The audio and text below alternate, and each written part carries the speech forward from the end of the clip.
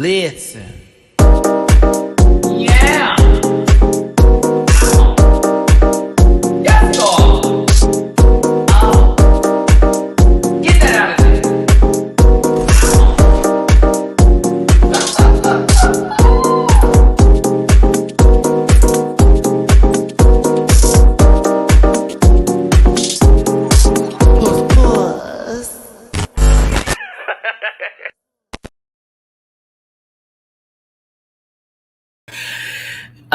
It's been so long.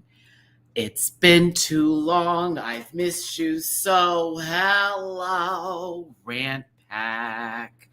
I'm back. Hey, everybody. It's your boy, Matty-Rants. Thanks for tuning in today.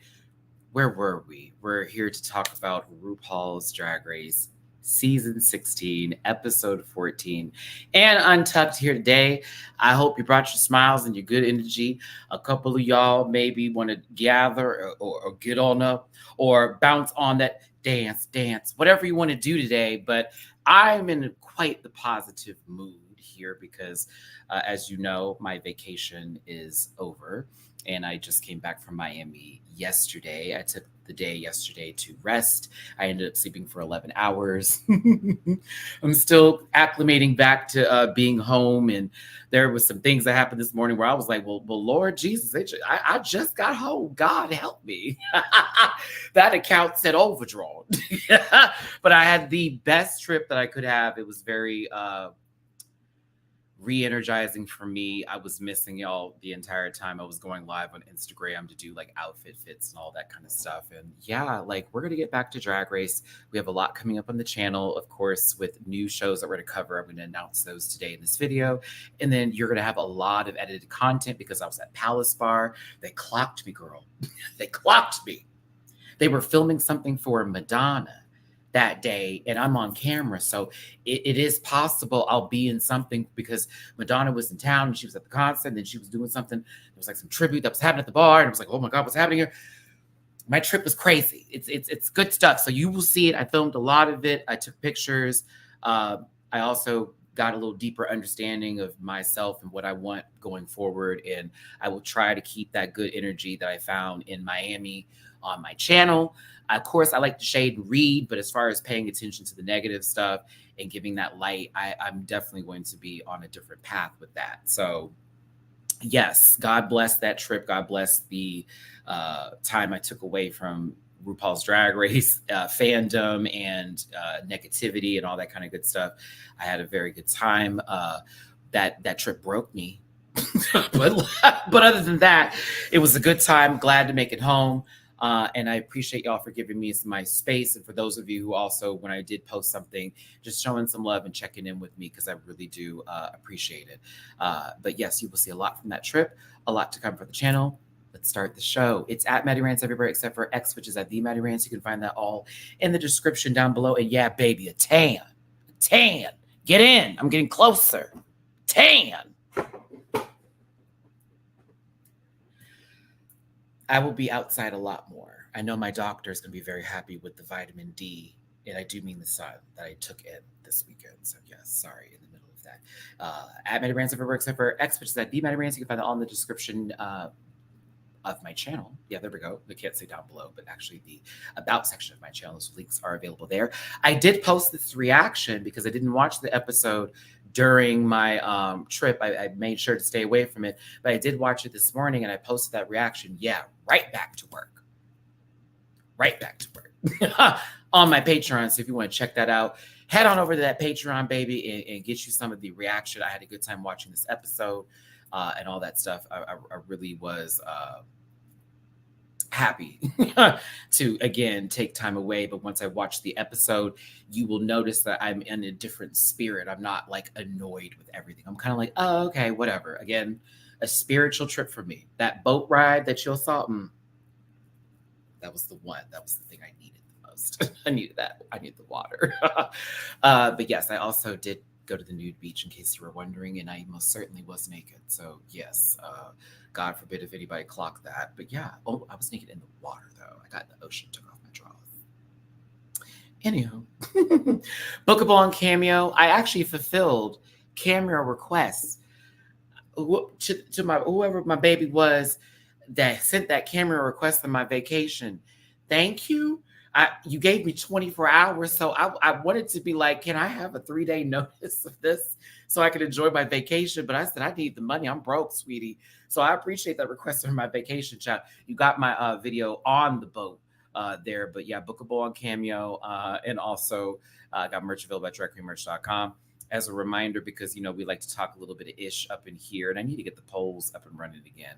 But this is a disclaimer. This program is for entertainment purposes only, and content is not intended to blind any religion, race, gender, company, individual, or wigs, and all opinions expressed by Matty-Rants and program participants are solely personal views and do not reflect the opinions of every human being on the planet.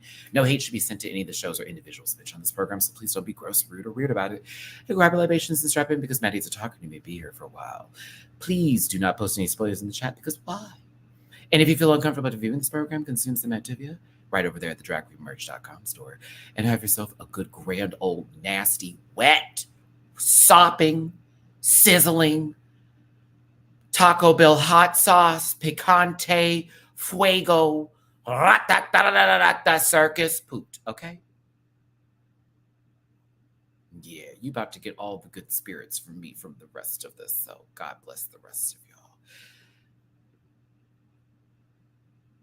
If you want to drop a tippy poo in my jar, when I tell you I came back to negative. Okay, didn't even get a day to say, hey, what a wonderful tidal wave. All this wet together. I didn't even get it. So if you want to throw me a little bit of extra love, it most certainly will go a long, long way. I'm trying to catch this bank before 7. It's PayPal.me/MattyRants, Cash App $MattyRants, and Venmo MattyRants. It will go a very long way for your boy here. And I do appreciate all of those of you who have been generous over the years with me, as well as in the comment section. I know everybody's not dropping tips. That's not the most important thing. Those are really appreciated, and I feel blessed and very thankful for those. But for those of you who do come into the conversation and always give comments and leave likes and thumbs up, that really does save and keep the channel running. It's like a train engine, you know what I'm saying? If we put the coals in there, like with those thumbs up in the comment section, that's what really gets it pushing and really gets it going here. So for just interacting with me, for just staying on this journey with me, I thank you so very much. But baby, when I tell you, if you could drop a tip my way today, she's got a doctor appointment on Thursday. PayPal.me/MattyRants, Cash App $MattyRants, and Venmo MattyRants. Again, I thank y'all so much for being here today. You got all my time in the world for this one, but I also know that tomorrow I'm going to take a slight break again, because again, I'm getting acclimated. I'm spending time with my babies. Trust me, I cried when I walked in the door and I saw my children. You do not know how much I miss them. It was the longest I've ever been without my cats. Shout out to Bleeker for babysitting and for making sure my children are okay. This shoulder right here is a little burnt, if you can't tell. I did get burned a little bit. Unfortunately, on at least this shoulder, like right under here too, it's like a little burnt, because I don't know why I missed the sunscreen there, but I missed it. And then also on my hip, on my right hip, I can't show it on camera because it's nasty. But apparently I missed a little piece of my right hip, but everything else is very tan. My legs are like most certainly like there. I had a picture, but I didn't want to post it on here because I tried doing a video of my like body or whatever, but YouTube said it was limited. So I said, let me not get my channel in trouble. So if you do want to see the 24 to 20, I think it's 25, 26, 24. Yeah, 24, right? 24 pound loss, where I get to show my little body, at least the progress that I'm working on. I have to bulk up now. We're trying to get a chest and arm situation happening here. I posted it to my Instagram and I posted it to my Twitter, but I do show the work that happened from the 206 to that now. So if you want to catch me in my little speedo number, do all that too. Okay. So yes, babies. But AC, thank you. First one on the tippy poo jar. I appreciate it so much. You do not know, honey. It's going to a great cause. We're trying to save the account. Glad you're back. Glad to be back, honestly. No, my cats are actually, we're right back in sync again. Nobody's mad here. None of my children are upset. Yeah, all the cats are actually pretty good. It didn't take too long. Mamu was of course very happy to see me. Mina, it took like a second to realize, oh, Dad's like fully back. I'm like, yeah, I'm not here, just a second to pop in. But when I walk up to Mamo, he was very happy to see me. So yeah, my babies are great. We slept in the bed together last night, so it was no big deal. But they're back to again waking me the tuck up early, and I'm like, shut, child, I can't do this today.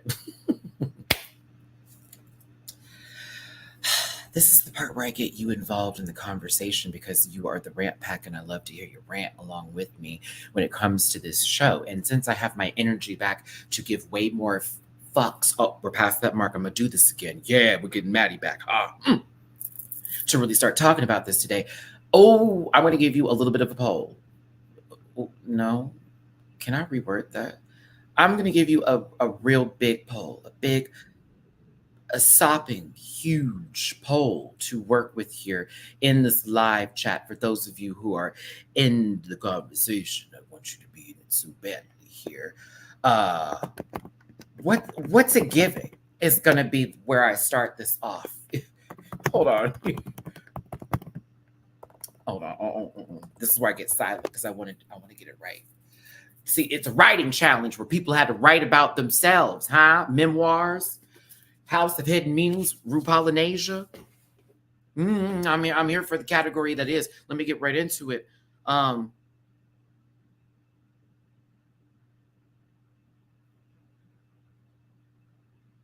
Lord, yes.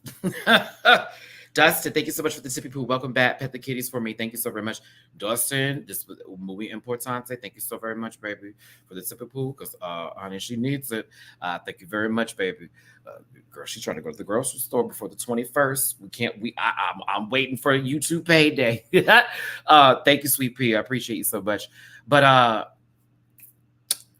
should it have been a top 4? Is my first question. Oh, because when I finished this, I said, I don't know. Did I need her eliminated? I mean, I know a lot of people found her annoying to the point to where Miss Thing had to get on said internet and defend herself to sometimes a cataclysmic amount of bad jokes and terrible shades and reads, and some that were actually like real down to the gutter that were kind of good, but like, ooh, for After Dark specials, for the uncensored girls. Yeah. But I have questions. I did ask a lot. I had to. The next thing I have to ask was that lip sync. And I don't dislike Jane. Shout out to Plain Jane. And I don't dislike Q. Shout out to Q. We'll get there. I said, was that meant for someone else?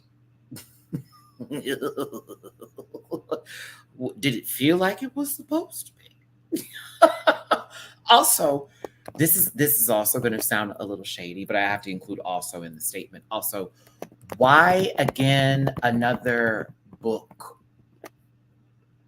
We did a cover, and now we're doing the book in the same show on the same season, not too far apart from each other. If you don't mind me pulling that into the equation here, I get it's a memoir, but hold on, ketchup, meat, mustard. This is a hot dog. We're on the other end of it. We're in a book again. We're doing a book. Okay. I just want to ask. And the last thing I'm going to say today is, what is the category?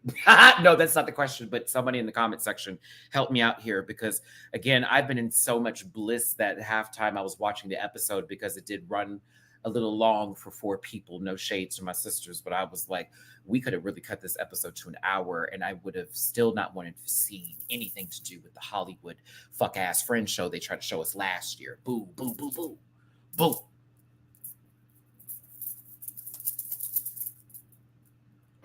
But it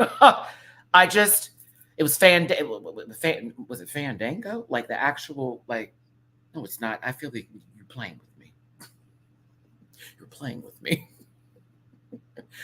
Y'all, I did not get any pain on this trip. Do not do that. I had a spiritual moment at one point or another while I was there and it was necessary for me. And I was very happy. And I also had some realizations that I needed to address internally with myself that I feel like I did. And because I was around people, well, the majority of the people there that I could have that conversation with. And when I did at the time, all the people I needed to have the conversation with, it was important to do that because I have a really hard time expressing sometimes directly how I feel because I don't want to hurt someone's feelings or I don't want to come off as malicious because I'm so afraid of how my tone can sometimes be a conflict with my intentions. Ooh, there it is. Did you hear how I put that together? That's what I'm saying what this trip did to me when it comes to some stuff. And I needed the sun, and I needed sand, and I needed the ocean. And there is nothing more freeing than going into the ocean in Miami, butt ass naked and swimming deep into that bitch, okay? Cold water, honey, into that hot ass sand, fully booty naked. You do not understand how much that was for me. The boat ride was enough. I got to see the sunset. I'm going to show all the video footage of that, of the skyline where Miami is on a boat. 4 hours in a boat with this boat party. Said, oh, bitch, you do not know how much I need that. I drank the entire time I was there. And I had my libations. Shout out to, hold on, Andres, I'm calling you out. One of the Rant Pack members, I love you, baby. You are going to get the hugest shout out in my edited video. You came through for me. All I said was, I'm happy to be in Miami. Baby, you got the stuff. You know what's gooey? Shout out to the friend that came through too. Everybody that met him that was in my house was like, oh, we like them.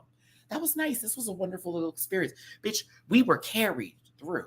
A wonderful vacation it was. I had every kind of food you can think of. I didn't get the Cuban like I wanted to, but Maddie had Jamaican, Maddie had Haitian, Maddie had a lot of Southern South American cuisine from multiple like different countries, if you will. I went to multiple different spots. I went downtown. I went to the museum. I got to see so much beautiful artwork. I'm getting so emotional talking about this. I got to do some things I've been wanting to do with some people who I cared about, and it felt like I got to actually enjoy the experience with them. And that's what has been so important for me with most of my trips. Sometimes I don't get to share that with people, and I hate doing things by myself, which some folks are like, you should. But I'm like, no, you don't know this. I love to share these moments. And that's why I took video footage and I did all that with it. I want to share it with you because that, to me, these people I've known for so many years that I'm finally getting to experience this with, we got to do it together. We got to talk about it. We got to get new memories and stuff that's going to be core for later down the line in my life that is going to hold me down before my last days. I love that shit. So yes, it was very important, this kind of trip for me. And I also just got to learn a little bit more about myself and recognize some of the things I need to change about me that I need to work on, and also not be too hard on myself about that at the same time. So yes, that trip was very, very necessary. The beach, the ocean, and a pool will always save me. Do you understand me? If I'm ever in a bad rut, you hear me? If it comes down to it, get me to the beach. That's how you save my life. You get me to the beach, I will be right back good again. Ooh, so therapeutic. So yes. Sorry, I had to get that off my chest. My God. We haven't even gotten to this episode. Boo, Matthew. Boo, Matthew. This is why they hate you. I've just been talking. How long has this episode been? Let's get to the point, son. Hold on. Also, why another book? And last thing, let's just call it what it is. More excited about the Lollapalooza. I have to shorten that. Lollapalooza. Okay, I can fit it. Oh yeah, there it is.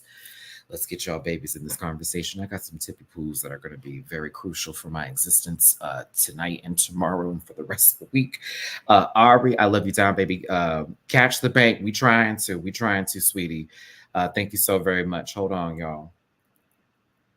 I have to send this call to voicemail. I don't know who this is calling me. And it's always around this time. I have a feeling I know this is one of those. Cruise. You're trying to get a cruise. Come on, voicemail.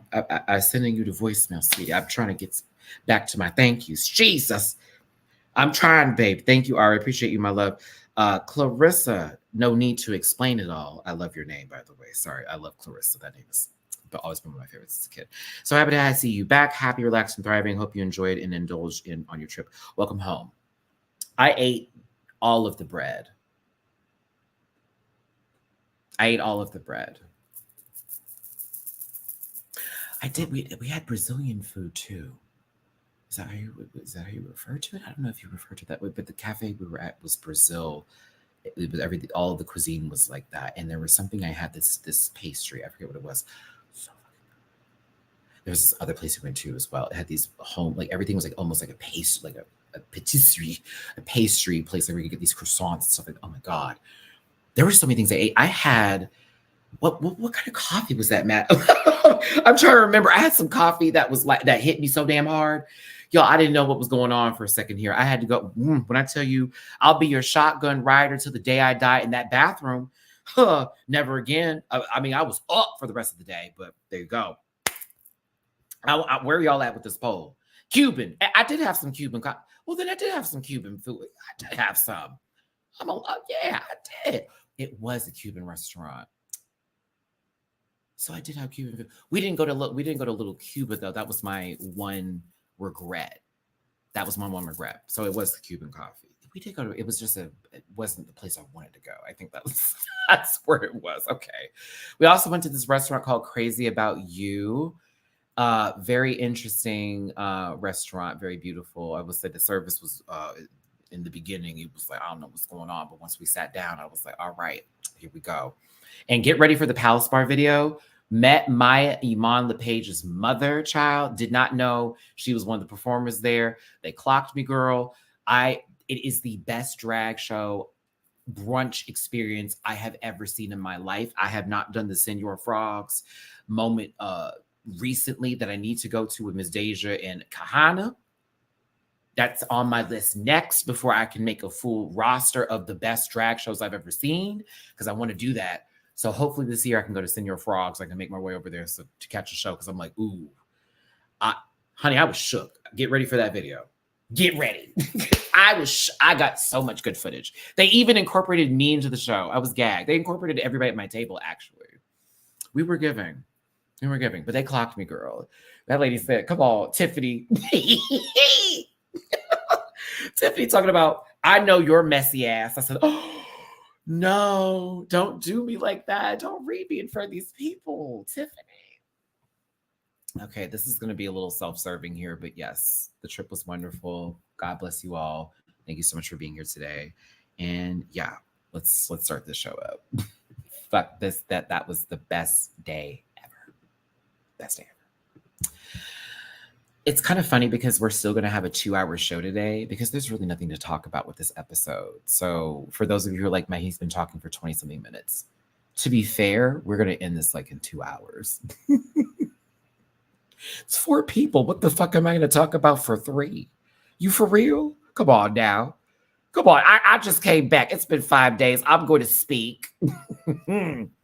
Ooh, okay. So Lexi, this is a great question because the trip, I got to showcase that to some of my friends who don't know what kind of alcoholic beverages, I had to catch myself, that I enjoy with that. I'm not anywho. I am a mule kind of guy. I like the ginger mules. I like every form and formation of ginger mules. I didn't realize how awesome that drink is and how very important it needs to be in that. What is that? I forget the tin, or specifically the copper cup that it comes in. But if it's in a glass, it don't taste the same. I'm a mule kid, and I just realized that that's me. I was like, oh, I'm a mule guy. I like that mixture. What is that? Like vodka and the ginger beer. That shit's great. Yeah, like I had one with rum and then vodka, and another one with tequila and then ginger beer. And I was like, bitch, this is everything. Yeah, that's my drink. Oh, that's the one. That is, and I used to be a daiquiri and like the little ice kind of beverage, the little frozen guy. Not anymore. Ginger beer. I like it to be half and half. I want half alcohol, half ginger beer, a splash of some other flavor. Call it a day. That's me.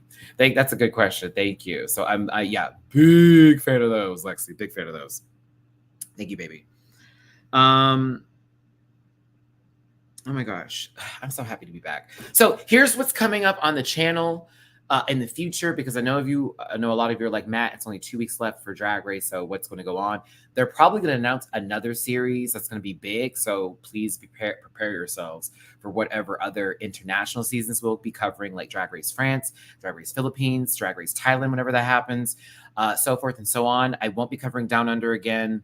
Sorry, not sorry about that, but hopefully we have a global All-Stars update soon. And then, All-Stars 9 is around the corner. So I'm very excited to see All-Stars 9, right? Yeah, it's 9. We're at 9 now. You 9. So we'll wait for that. But a lot of you were fans of the Hot Topic episodes, especially when it came to stuff going on Twitter or X, social media, very what's going on, like, let's say extra kind of style. So I will be doing that more often, and it will be weekly, where I cover a whole bunch of different topics at once and give our own opinions and talk about that, etc. So very much I'm excited to do that. I really received everybody's commentary the last time we did it, and I want to do it again. So I'm like, okay, let's go. I'm going to do a news style Matty-Rants bit each week towards the end of the week. So there you go. I thought it was an April Fool's joke at first, but then I realized it's not. So thank God, because what the fuck? RuPaul's Drag Race Live Untucked. You already know I did the RuPaul's Drag Race live show that was on VH1. So how dare I? Yes, the rant report, Hannah. Thank you. There we go. Come on, the rant report. Oh my gosh, that's so funny. So yes, I will be doing the RuPaul's Drag Race Live Untucked. I saw the trailer for it. It looks very interesting. I know it's going to be on Wow Presents Plus. For those of you who are on Patreon, I will also be doing the reactions on Patreon of the RuPaul's Drag Race Live Untucked. So that will be both Patreon and YouTube. We're here. Season 4 is back. Shout out to Johnny over there, one of the main people behind We're Here. If you're not familiar with the show, it's on HBO Max. It once starred Bob the Drag Queen, Shangela, Laquifa Watley, and Eureka, who were the headliners of the show. And they basically, I don't want to say a drag you style, because that's nowhere near close to what it is, but it's very personal and it's a very heartwarming show. And it brings people out who may be queer or possibly not, who sort of relate to something within the community or are trying to find something within themselves. It's very touching stories, very personal and deep. And these queens come out there and they sort of pull them into drag and sort of pull, not to use pull too much here, but it really is kind of like that, where they bring out the best in them, or they make them see something in themselves that they may not have known, or show them something, educate them, teach them things. And it also affects the people around them too. It's a very good show. It's a new cast with Jada Essence Hall. Y'all already know that's my baby. I love Jada in this household. Shout out to Miss Jada Essence Hall. Sasha Velour, Priyanka is in the bitch. I see you, Pri. You getting your work, girl. And Latrice Royale, another one of my favorites. Someone who I have yet to meet, and I don't know what's wrong with me, but the last time I was going to meet her was not last year's Drag Race. I think it was the one before that. The line was too long, and then I went back, and then she wasn't there, and then I came back again. They're like, no, she's not there. I was like, oh! I never got my chance, and I'm still waiting to meet Latrice Royale. Lord knows I'm going to start crying. Yeah, Latrice is one of the ones, like, for example, when I saw Raja for the winners panel, I have not gone to her booth yet because it's not intimidated, but there's a thing about some of the girls from the earlier seasons who I have like this much respect for, where I would get emotional because it reminds me of like how much I lived for them when I was younger. Because not to say it's been a long time, but bitch, 20s to 30s are a whole nother story. You'll find out for you 20 girls when you get in your 30s. It's a different ball game of life and understanding things, right? So like Latrice is one of the girls from, it's like in the Godfather days of Drag Race for me. And she was one of the people who I wanted to go to the finale and was so pissed off. It's a good thing I'm talking about this because it relates to this episode. Pissed off she didn't make it to top, to go to the finals when it was top 3. She lost to Chad. There you go, right? Ooh, baby, hot. I wanted to see her up there. But shout out to Latrice. Shout out to all the queens. Shout out to the show We're Here. That's coming back in April. I'll be covering it on this channel. And of course, for those of you who know, I do Chucky, and I have been reviewing the show. May not be the biggest hit on the channel, but I have a love for Don Mancini and his work, especially with the Child's Play series. The fact that the Chucky series is so well written and so campy and fun, while also kind of crazy, scary, and cool. But that actually starts tomorrow. If you're on my Patreon channel, I will be doing also reactions for that, as well as We're Here and RuPaul's Drag Race Live Untucked. So you have 3 new shows coming to my Patreon this upcoming month, and also 4 new shows coming to the channel this month as well, going into May and so on for the other shows. So I just wanted to share that with you before we start the show. And Maddie is back in full effect because look at that. I'm like, let's cover a whole bunch of shit. Yeah, I'm excited. All right.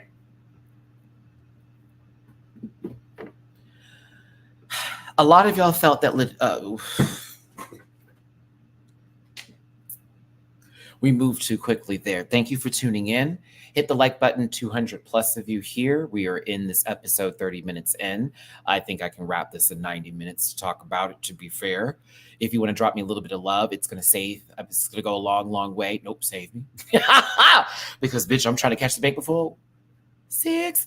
Hit that paypal.me/MattyRants, Cash App $Simon-Rants, and Venmo-Rants. That tip is going to go a long, long way. Girl, Miami broke me. Dare I show you the receipt from Palace Bar? I said it was worth it. It was worth it. But like, yeah, if you want to take one thing from my experience, and I'm going to talk about in the video when I give you like a total of how everything was, you need to really go with some coin, or you need to stay away from places that are not coin friendly, because I didn't realize parking alone was going to be what it was. And we had rented a car, which is lovely, but parking alone, I'm talking about street parking.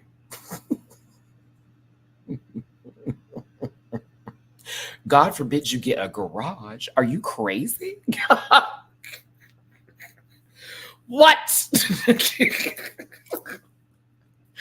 When it's all of us having to take turns. Do you understand? Like, we had to start taking turns. Oh, I'm going to do it this time. Oh, I'm going to do it this time. Oh, I'm going to do it this time. Granny, no, I talked about this already, and I made a statement prior to me leaving, but the Cowboy Carter reaction has been scrapped because the audio was absolutely atrocious. Absolutely atrocious. You wouldn't have been able to hear a fucking thing. That's how bad it was. And I had it in my phone, and I was doing the editing on my iMovie before I put it over here on the Final Cut. Couldn't hear anything. I tried to lower it down. I did everything I could do with the levels. It sounded like pea water. That's a really oddly specific thing to say, but it really, really did. What I was going to do, Granny, though, is possibly do a random sort of like, okay, well, we've listened to it, but let's listen to it again and do sort of like a little thing where I just break it down a bit. I think that would be fair, but I'll do it differently this time because the way I did it before, the audio sucked ass nuggets. So I feel like I'm going to post one probably within the week because, again, I got energy now, but it's not going to be like a first time reaction. It'll be more so, can we just talk about the songs real quick? Can we go into it? And then if I get up and start dancing, because I've worked on choreo for both Riverdance, Tyrant, Sweet Honey Buckin, I sure have, Bodyguard, Yaga, I'll do a dance and I'll have that edited into a video for the Patreon exclusive people. So yeah, or even something for YouTube if I don't get in trouble for it. But yes, I have thought about how am I going to fix that? I need to fix that. But yes, the audio, no friend. You'd been like, girl, what are we listening to? Nothing. It sounded like this the whole time. You would have hated it. Oh, bitch, I was hot when I was trying to edit it. All right. I'm going to end the poll now just because, like, yeah, but let's do it. Okay. I'm ending the poll. Poll ending. Step on the poll. Yes, poll daddy. What? Matthew, go away. I'm sad Morphine is gone, but I also, Mama didn't have any wins, so I was on the track record way of thinking of, well, you can't get rid of Safira now, regardless of how everyone felt about the lip sync. And at the same time, you still reward the people for putting in the work. So it kind of sucks that felt like it was like taken right then and there for her. I'm conflicted with how I feel about it because I also would have found it to be maybe a more interesting episode if, say, Morphine had been there too. Because Morphine was funny and she was a good narrator. And this episode needed one badly. And I'm not saying Safira's not a good one. I'm not saying Jane's not a good one. I'm not saying Nymphia's not a good one. I am saying Q is not a good one. But I like these four, and they're very talented and they're very amazing. I like hearing from them. As far as carrying the season, it's because we're so used to Morphine that's the voice I'm waiting to hear. Tell me what I'm about to listen to next or what's going on with little bits and pieces of them. So yeah, and I think Morphine probably would have done very well on this challenge as far as like a branding challenge that speaks to their story. It'd been nice to hear from their perspective. Latina, with non-binary queen in reference to this, going into this book challenge too. That's where I would have gone there, but that's just how I feel. And again, I still like these four, but I also was saying in the back of my mind, like, it would have been very interesting to have seen where Morphine would have gone with this episode. And I also, in the same breath, will go, and Safira better not move. Not goddamn nowhere. She's to the moon, period.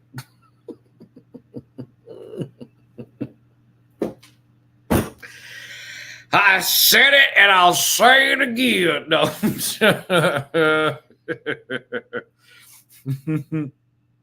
Okay. I'm sorry. Me over here trying to do what I got to do at the same time. Give y'all the good show here today. Thank you for tuning in. Hit that like button, share, and subscribe. Drop a little tip in my jar if you feel like it. Pay for your boy's dinner tonight or help him with, get to the doctor on Thursday. I appreciate it so very much because Miami tore me a new one. Not pun intended, I promise. PayPal.me for /Rants, Cash App /Matty-Rants, and Venmo. Maddie-Rants, thanks for being here today.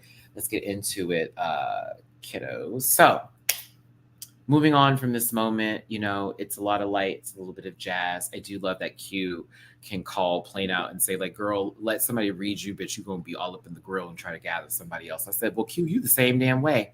You're the same people. Y'all meant for each other. Low key, what you talking about?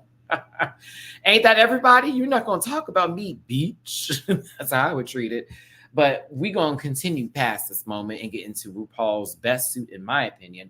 I love the suit, but also the pit crew members giving us minimum bulge as they are in floaties and lifeguard attire because the many challenges requiring them to possibly go through a traumatic experience of near drowning.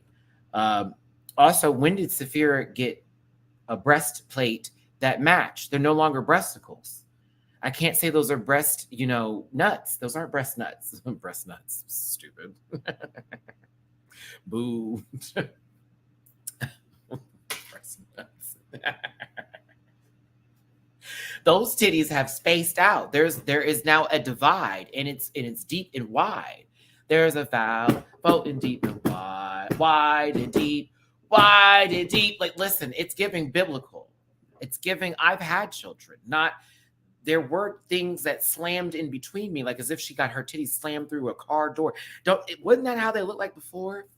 Like she was trying to get out the car, all kinds of crazy, dropped some shit, and then like her child slammed the door on her titties, and they were a compact crush.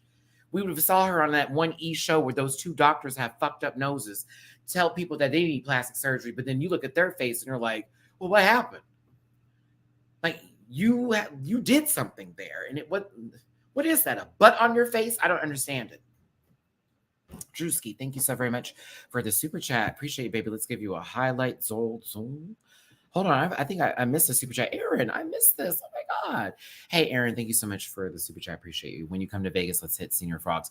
Yes, I need to make it out there this year. I have some things still out there that I just found out about that I need to go get. So thank you so very much, Aaron. I appreciate the super chat. That goes a long, long way, and I appreciate you, brother. Thank you so very much, friend. And Drewski, thank you for the super chat. Sorry to be late, torn between being sad your vacay was so short, and happy to have you and these recaps back. Either way, good to see you, Maddie.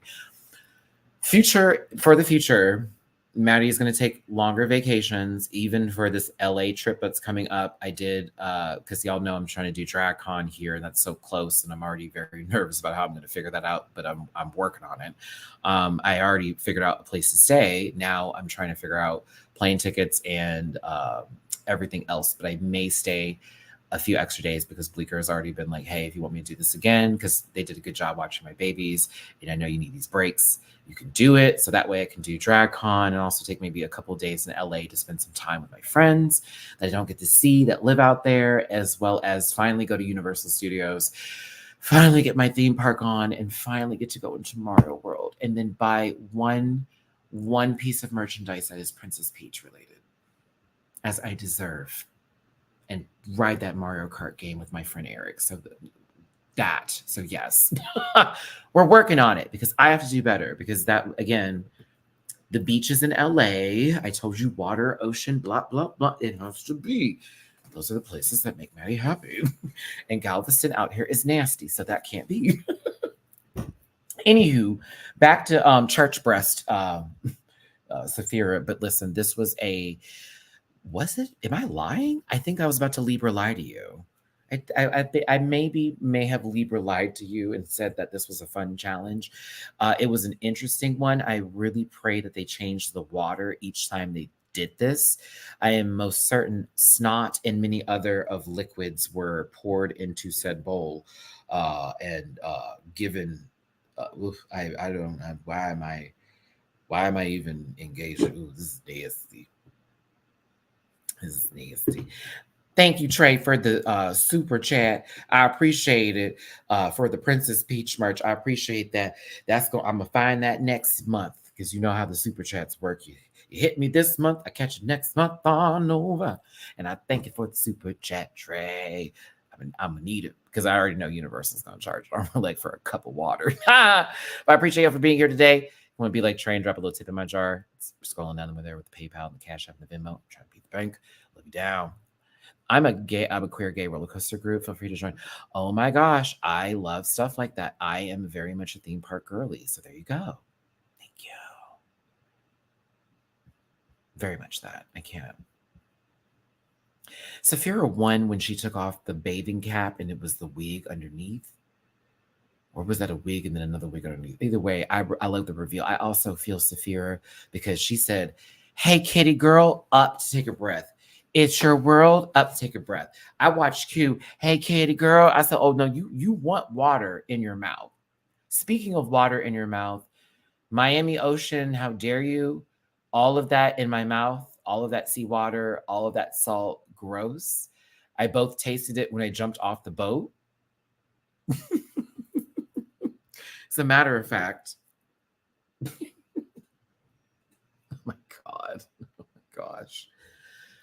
You know, right about a little sexy pictures, sexy pictures. I tasted all of that water that was nasty. I'm trying to blow out as I'm like diving in or whatever, and it's just not working. It's just not working here, children. Yes, baby. You see the mommy's got a little body. She was throwing a little body here. I didn't know what to do. Pa-pow. Pa-pow. Pa-pow. Look at me. This is me. I'm diving in. I just need to test it real quick. I just had to test it real quick. Did I ever get in this water? What's wrong with me? Did they stop filming? You bitches. How are you not going to show me jumping in, Cicely? That was the whole point of that video. Where is the There has to be a point where I'm jumping in. Oh, here it is. God damn them. Okay, sorry, y'all.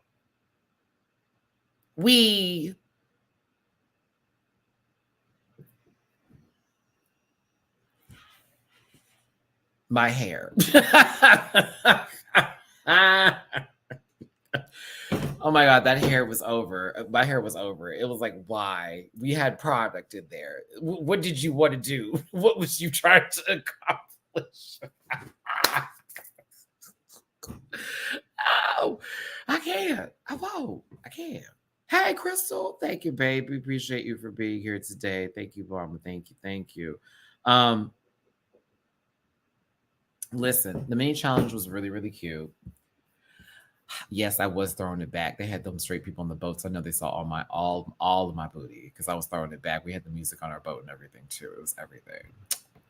We were lit on that boat, baby. I had about at least 6 glasses of just, I don't know. I had a lot of stuff. I was drinking. I be a buzz. I was drinking. But anyhow, you and Beyonce was played throughout my trip, but we also were playing a lot of stuff. I've come to appreciate Glorilla. Yeah, Glow. Never did before this trip. Now I like Glorilla. It took me on to be on vacation to enjoy her music. That's tea. Yeah, that's tea. Yeah, I was so drunk most of the time that this is the reason why I have a massive headache here right now. I am locked up in my mouth right back here, child. We had water and alcohol, but more alcohol than water. Damn on me. Herban. We were listening to that, but Safira was the winner of the mini challenge. She got an awesome prize. Safira, who you taking, bitch? Did you not just hear what I said 2 minutes ago about what I like? Almar Resort, a luxury LGBT beachfront experience supported by. I thought, bitch, what? Who you taking, sister?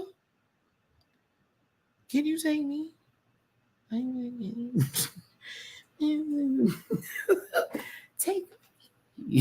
Take me. Please take me. I would love to go. I appreciate it. I'd appreciate it. That was a mini challenge win. Hold on now. Listen, they had to create a memoir and write some stories about themselves in the book. I feel like they had 3 chapters maybe they had to do or something like that. Like maybe that's what it was, but that's I think where it was going, right? So it was based off of RuPaul's new memoir, The House of Hidden Meanings, mind you. Shout out to RuPaul's new memoir. And it needed to be a personal story. They wanted to find out about them, but they also wanted it to be entertaining. They needed to shoot a cover that would then express what they want from said book that they are giving and presenting. Why am I saying it that way and being odd? I don't know, but meow words.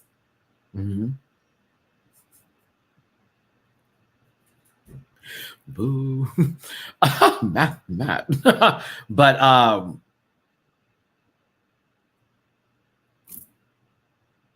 then they had to create a title. Yeah. Okay, Nymphia, of course, was in her wiggle fits. And you know, the wiggle fits with Nymphia means I'm scared, I'm nervous, I don't think I'm going to do well. We find out throughout this episode that that's part of Nymphia's process in this sort of like self-doubt atmosphere of I'm not going to do well. But then when, of course, the lights are on, it's like, bitch, like you have no choice, cut the fuck up. I resonate with that. Y'all have seen me be very down on myself before. And then, of course, the moment I have to perform, it's like, let's push. Like you don't even know, like before even my drag performance, sister, and we were last minute trying to get up there and oh baby, the way I was over there nearly about to have my entire heart pump, pull, plop right out of my chest. Absolutely. Thought it was going to be it. I thought I was going to fall on my ass and embarrass myself the full bit. All of it. But Blueberry, thank you so much for the. I love this hair color. This is gorgeous. Thank you so much for the super chat. So glad to see you smiling in the sun. Thank you, Blueberry. Yes, the sun was good to me on some shoulders, and I was good to the sun. It was a great time. Good time. Thank y'all for tuning in. Oh, yay! The question is, do you believe that the makeover challenge is set up to send home whoever production wants?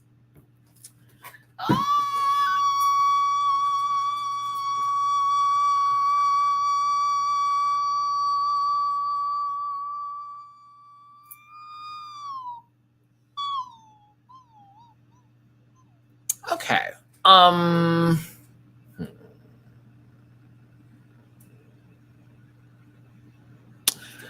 Okay, let's talk about it. You want to do that today? Let's go. I'm in a mood. I'm in a good mood. You want me to get there? All right. Put us on the table. Let's go. Drop a tippy poo in my jar since you want me to get up in this dog. Okay. I'm so serious. You want me to start being real? Let's go, bitches. All right. Is it a setup to send someone home? You fucking right. Now, does it always go the way they want it to? No. I think there are several challenges that are put in place to where it is a clear run through of who is going to be in the depths of hell and who has made it to heaven. No kosher. Like all tea. You hear what I'm saying? Like, listen, add ham to this. It's the concept of everybody who is put on the spot to perform is not always going to be the one that is going to give it what needs to be given. Okay? Everybody can't be that girl. And it's the truth. That's not shade. It's the truth. Some people are performers. Some people are singers. Some people are dancers. Some people can do it all. Beyonce. So like, there are people who in the wheelhouse, but sometimes, you know, when the girls want to bring up acting, hello, do you see what I'm saying? There's always going to be somebody that has there's a little bit of a way to get in there. This is why the Death Star, look, now I'm bringing Star Wars into this. And it may be fictional, but it's also a bit of truth when we talk about, you know, there is not anyone who is untouchable. Ask Diddy. You know what? This is a good time. Disclaimer, this program is for entertainment purposes only and content not intended to line any religion, race, you know the rest of it. DW, thank you so much for the tippy poo. Don't get in trouble, but spill. I mean, I'm just saying stuff. I'm just saying stuff. You know, this is just an opinion. It's not factual. I'm not giving you something that somebody told me in production. I'm telling you how I feel after watching this for 16 motherfucking seasons, 8 all-stars, egads and oogads of international seasons where I've had to learn new languages, experience new cultures, and also be wrong on multiple occasions on how to enunciate and pronounce things and take my L's because I give all the fucks about what World of Wonder presents out here today because they've been doing what? Paying my bills. As you all have as well. T. So for me, as I'm receiving this question, I go, absolutely. But it doesn't go into the fact that not everything's going to go the way they want to because they could think that, oh, Miss Mama's not going to give, and then she does. And then the people that they like, it's like, ooh, we don't know what to do here because we thought you were going to be that girl. And now she's showing us something different. She's saying, no, my puss is fat, wide, inside and out, still with the gorilla grip. Grok, grok, that's her. Okay? Hers ain't giving what you thought it was. She sold you a new package that she wasn't ready to sell. And y'all said TV, and I said, ready, let's go. Some of these queens are amazing. Actually, let's fuck all that. They're all, except for the racist ones and the transphobic ones and the ones that are like trying to set people back. They're all amazing people. They're all amazing queens outside the television screen. But when you give people the advantage of writing a script on your behalf from the words that you used when they gave you a scenario and a scene and a situation, and then you go perform, and then you edit it down to mere minutes compared to hours. So I see, Berliner, where you came in with a rebuttal that I want to stretch out and finish our point to get back to this with I feel like production was always involved in early seasons. You are wrong.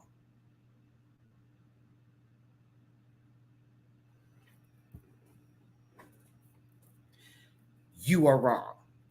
You're right to ask the question. I agree and would say, yeah, of course there are episodes where girls are supposed to go home.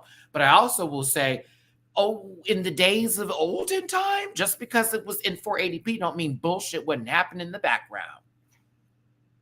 Do not believe it. Do not think for a second. That is reality television, baby.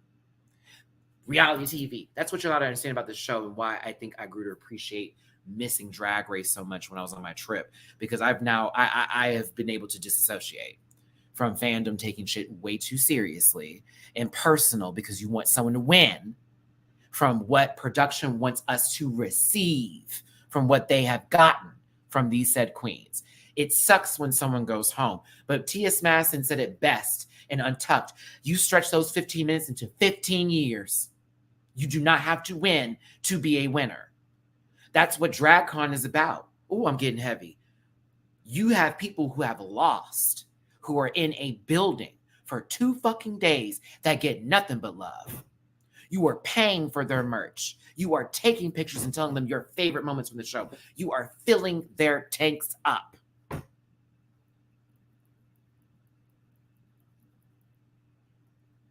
We all have eyes and we all can see. And that's the way I can wrap that in there with all of this and the questions and how we feel about the show. We all have eyes, we all have ears, we all can see, we all can hear, right? We're in it. We're grown, most of us that watch the show, right? And we've been doing this for years. So you take it for what it is. It cannot be your favorite season, but you have to respect the power that is coming from the machine. You know what I'm saying? Sometimes I want them to do completely different things. And I do not respect certain like elements that they put in that feel almost like we're childish and we're stupid and this we cannot recognize. For example, when RuPaul was doing Plain Jane's photo shoots, matter of fact, fuck all that. Let's just go ahead and get to it here since I don't really need to go through all this. Like, let's talk about it. When we got to Plain Jane's photo shoot and she's like, go to the fan. That fan wasn't on. There was a fan though. Jane's hair was blowing. Were the blades moving so fast on camera that it just looks like it was still, it didn't look like it was on, did it? This is something we can clearly see didn't turn out the way it was. But we're watching TV.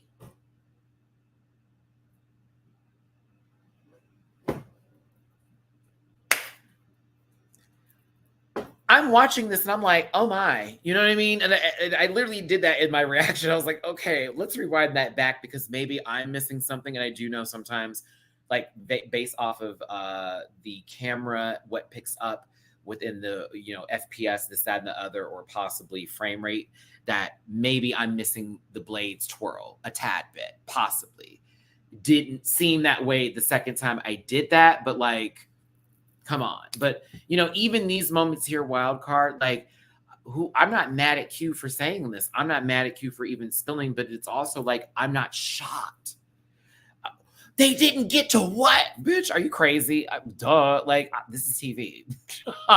If they wanted a top 4, everybody would look good. If they wanted a final 4, everybody would look good. That's not how that went down.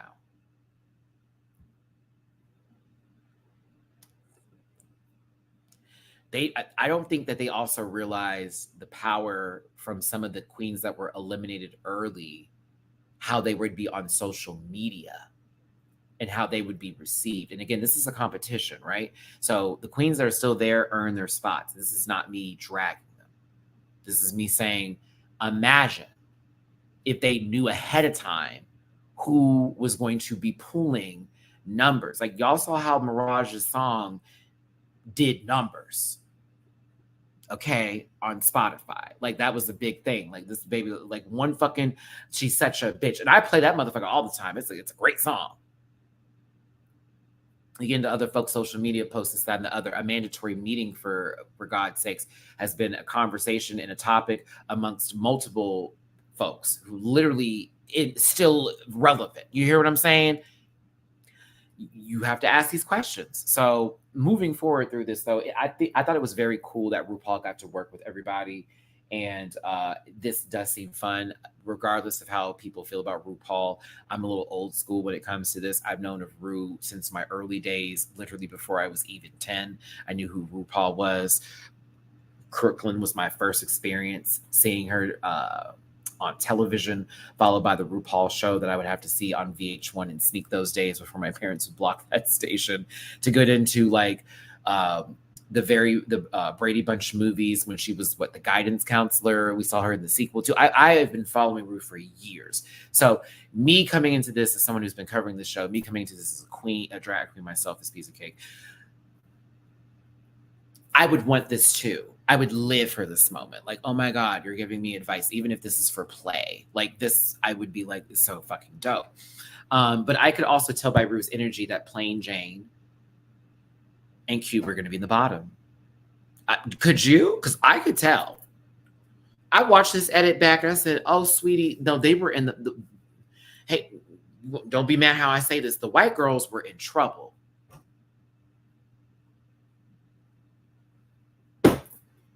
Caillou and the Russian were in trouble. Do you hear me? USS, are you okay? Jane, Q, y'all were in trouble. From this whole, the energy that lady gave y'all was totally different than everybody else. And it was when y'all did the book titles that I clocked it more so than when y'all started the photo shoots. Because again, I didn't see this entire footage behind this because they could have had completely different experiences to where they felt like, oh, this was good. You know what I'm saying? So this is not about what actually happened that day. This is from what I saw on my television screen before we get confused here. RuPaul loved Nymphia's title. RuPaul loved Safira's title. When Q said that title, and I know baby girl also wasn't prepared for this because mama didn't have the clothes. I'm aware of what went on in the internet. I do. And she said that, wasn't prepared for this. She had to make the outfit, the full bit. I feel bad for her. This is, it's all one color. Like, she looked like she's about to be thrown on a pair of, a couple of dishes in the sink here. And that's that good scrub. Like, you have to use that on the cast irons because that's the only way you want to get the grease off. But you don't, sometimes you want it there because it gives it a little taste. I feel bad for her because you got to do what you got to do. But it was so funny to hear that black.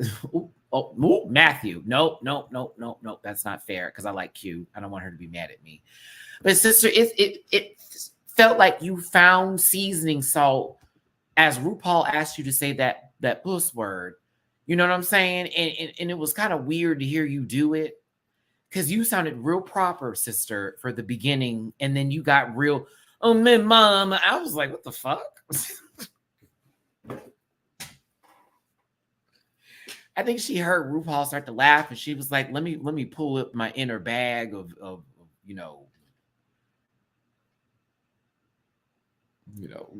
Matthew, find a word that's not going to get you in trouble." Oh, I got it. I think she enjoyed that Chitlin Circuit line of that poster from Beyonce a little too hard here. All right, that didn't do it either. I hated that one as well, so I'm just going to go ahead and pull on you. You would think that lady would know what hog boss is, child. Listen, I will. Wait, did T.I. get a hold of her? Is that what happened? Did T.I. step into production and put his ashy lips on her and make her say those things again like he did Iggy? I mean, I know he didn't carry that girl into his car with Tiny. Ooh, ooh, ooh, oof, oof, oof, oof, oof, oof, oof. Oof. Yeah, that was dark even for me. I know. Hi, I'm back. Yeah. Thanks for tuning in. Hit that like button, share, and subscribe, become part of this Rant Pack family. If you thought I said something really funny or really like vulgar and you want to tell me about it, please send me a tip to my jar. We're trying to hit the bank. The girls were hurting here after Miami, so anything and everything helps. I'm also showing you shoulder today. I'm giving you a little this tease. Look at that. Drop me a little something for my shoulders. No, I'm kidding. Woo-woo. No, it's PayPal at me / MattyRants. Cash up also MattyRants. Venmo, Matty-Rants. Thank you so much for being here today. I like Q. I think Q wanted to give a piece of herself, but her and Jane fucked up a bit, and you know what I'm going to say, where they did wrong compared to what Safira and Nymphia did. And I don't know if y'all noticed it. I wonder if that was the edit or if that's just how it really went down with the chapters, because it seemed like Nymphia and Safira were focused on their personal stories versus their drag stories.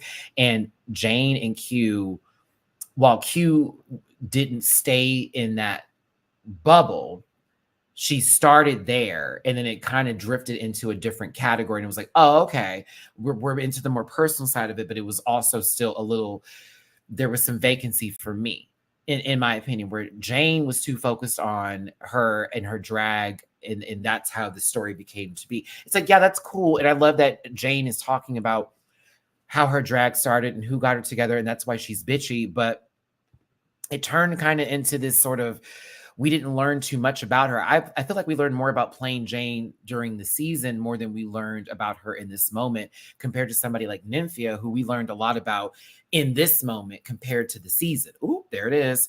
And Safira has been consistently open and honest. So for me, it was like, Siri, I wasn't talking to you. I wasn't talking to you, Syrups. I wasn't talking to you, Syrup. Where was I at? Safira's always personal, blah, blah, blah. Safira's Matthew, where was that? No words. Yeah, Nymphia, we got to a lot about her, and then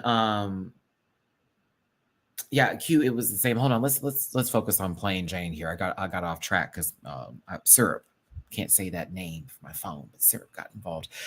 So Plain Jane chose her title to be Plane Crash: How I Walked Away from Disaster.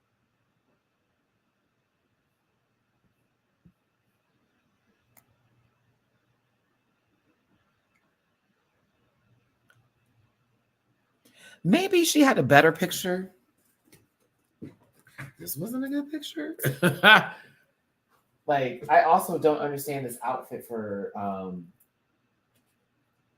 the backdrop they gave her. Like, if it's a plane crash, like, okay, so wait a minute. So hold on. So the plane crashed behind the mountain, and then she walked all the way from the plane over here and took a picture.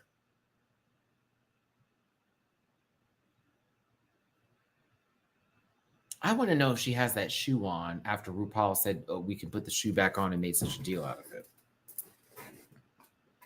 Did anyone tell me what the category was for the runway? Because I'm gonna need it right now, babies. Go ahead and hit me with that sucker, please, and thank you here. And thank you again for tuning in. Hit that like button, share, and subscribe. Become part of this Rant Pack family. I appreciate y'all so much for tuning in today. Drop a sippy poo in my jar. Really help your boy out. PayPal.me/MattyRants. Cash Up /MattyRants. And Venmo Maddie-Rants. I love you down, and I appreciate you so much for being here today.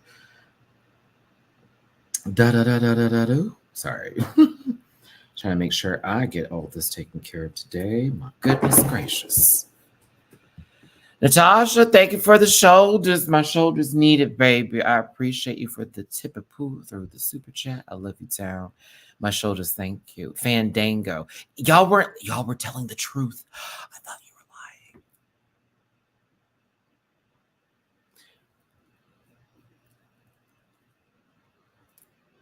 I thought y'all were lying. I thought y'all were lying. They said this at the beginning of the episode, and I saw it and read it, and I was like, "Girl, you mean like the ticket service for the movie theater?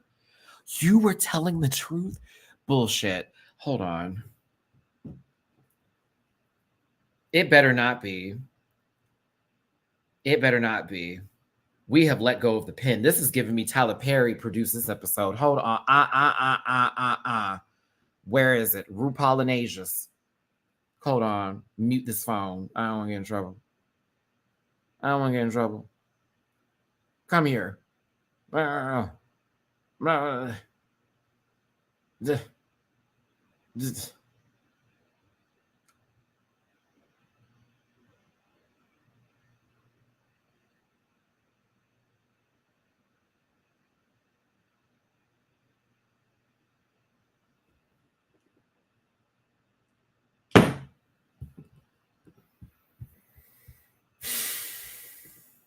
Listen.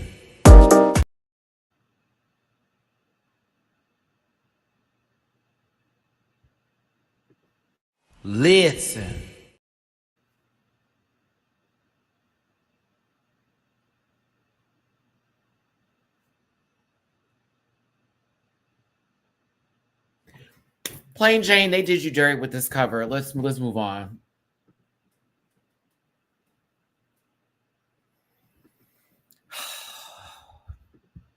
Okay, Jane.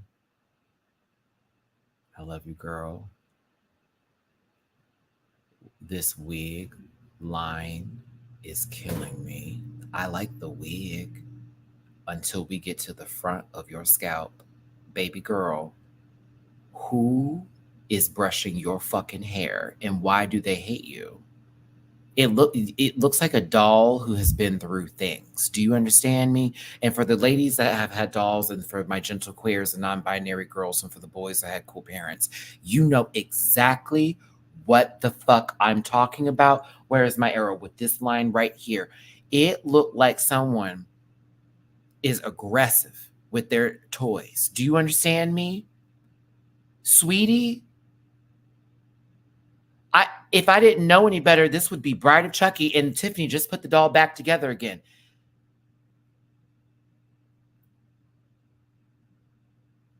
Like, that little girl got a strong arm. Do you understand me? She beats bitches up on the playground. Like, I would be nervous. Jane looks like that doll of the child that you don't fuck with. So that doll doesn't get played with, because that's baby girl's doll. Because mind you, she knows it's her. It feels like she's being thrown around. Do you understand me? It's like Trunchbull is swinging that wig. My God. I love her. I love Jay so much. I want that to be fixed with this, because the hair is great. I love the color. Mama with a solid black. She's going to eat pee every time.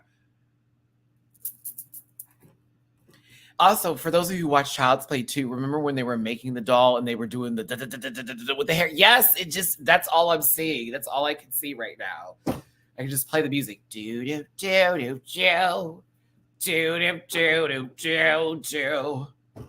It's just giving that. God bless her, though. It's beautiful hair. I would wish to have a wig to where I could have this conversation about. Do you see what I did there? I shaded me too. Jonathan, I shaded me too.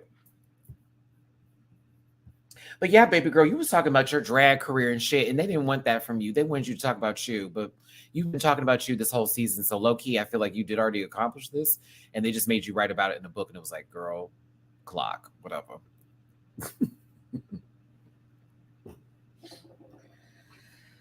Oh, I just died in your arms tonight. Why is that song in my head? Oh. It is. It's in my head. I just died in your arms tonight.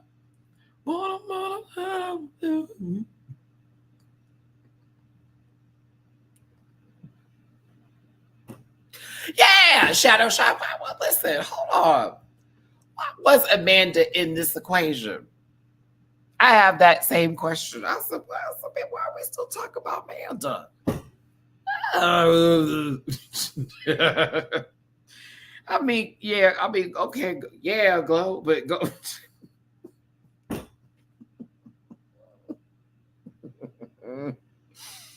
Can't do it. God, give me the strength. Oh my goodness gracious. Oh, I can't do it. I can't do it. Oh my gosh. Sorry, I was trying to see something here. I want to get a pizza. I'm hungry. This trip did okay, first of all, I still got my abs. I'm still working out. So that's good. I have my discipline in me. But at the same time, Brett has become now the functioning member of the family again. So I have been very bready about it. God, I want a pizza right now. Anywho, fucking right. You know what, Jane? It wasn't a bad interview. It got kind of shady. And I think that's what they didn't want you to do. It was like, okay, don't take the bait, because that's what we expect of you. But I mean, you did talk about your upcoming drag. Well, I mean, not upcoming, but your upbringing. No.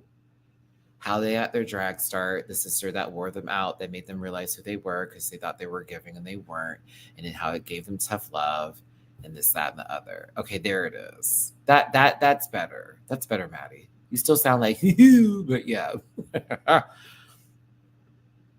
Safira can do no wrong for me. Call me biased. You already do. Crash. I don't know why. I don't think I highlighted this. Hi, friend. Love you. Glad to see you. Really doing the House of Crash dirty with this. That. Trey. Buy that pizza. Trey. I won't see this until next month. It's super chats. I thank you. No, not thank you. No, bitch, thank you. I'm not going to see this until next Thursday. Super chats. I not next Thursday. What the fuck? Next month.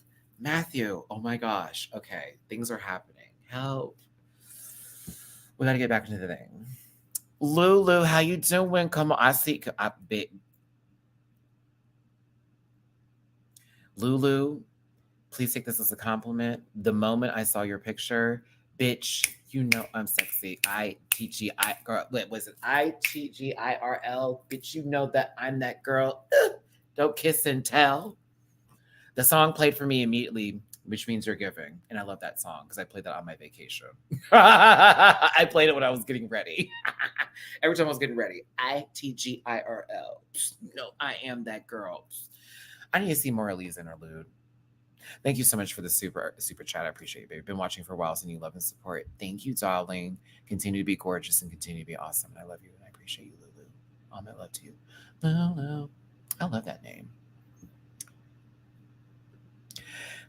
I thought she had something different with it. It feels like, did she have like a caging over it before that was a little bit different? Because it looked like the same cheetah print, and then she had a sash or something that was over it, but it may have been two of the similar outfits possibly, and she just wore the same wig. Yeah, I want to listen to Safira talk about her life. I also relate to Safira a lot. Yes, we're Libras. Yes, this book cover eats down. The book cover eats, baby. This is one of the best photos she's taken on the show. This picture is so puss.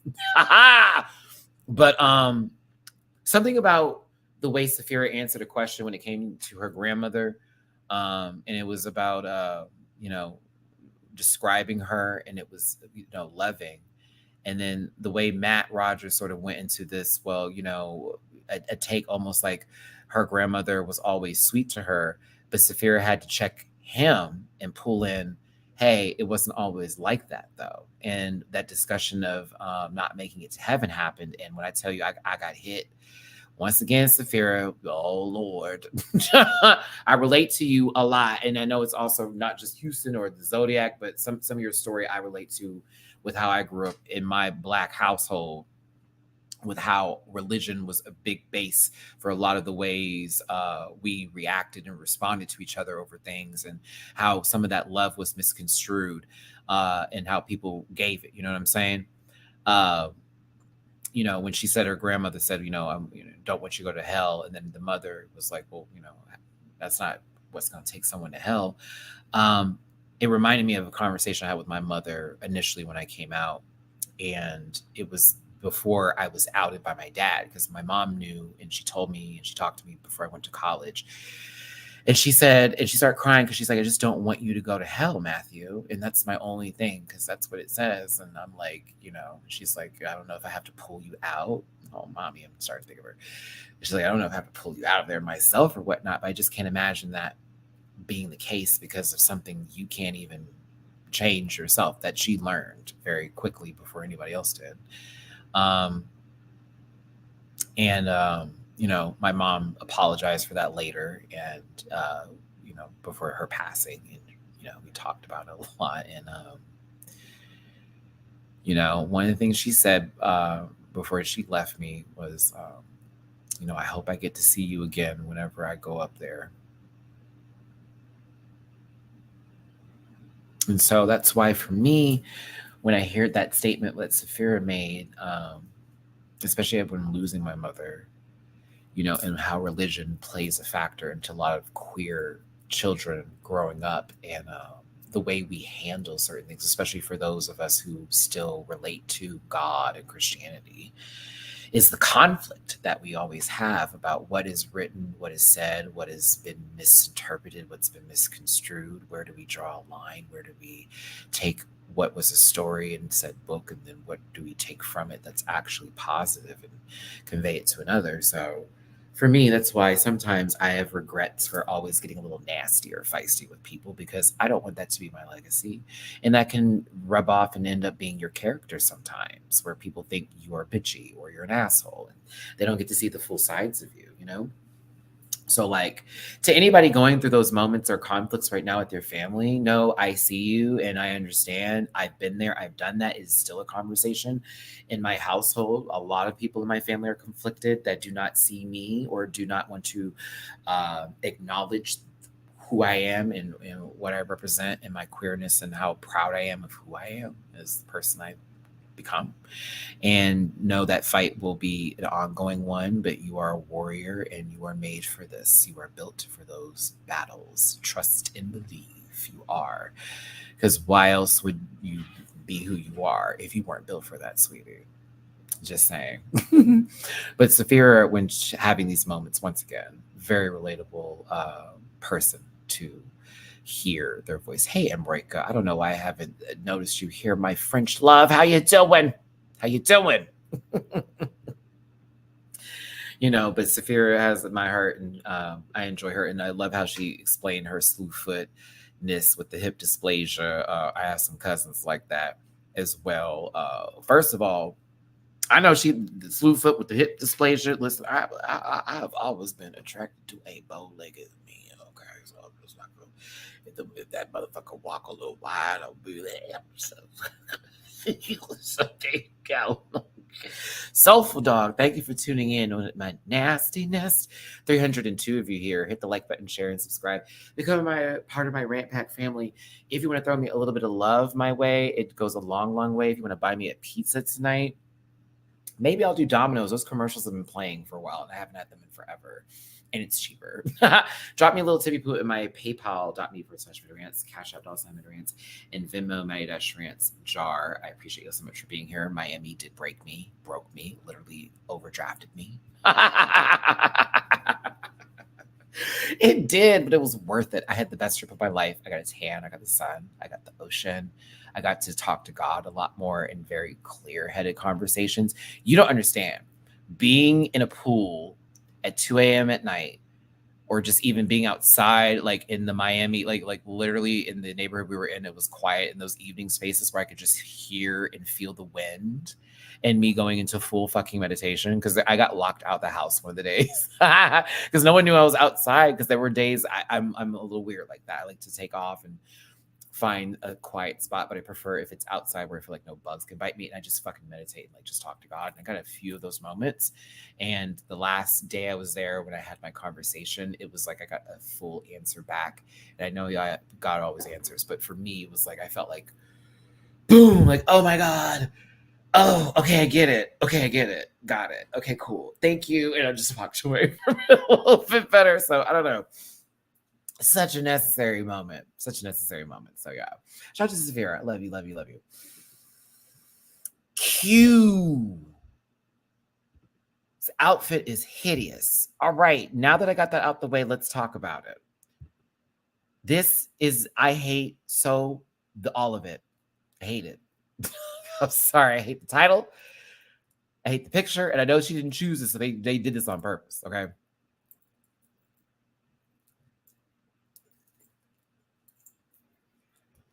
Absolutely not. But then I also want to blame her. Girl, they didn't tell you what to name your book. Like, as far as I'm concerned, this ain't the worst part. Love, come on, come back, man. Don't lie to these people. Don't lie. Don't lie to them. Tell them the truth.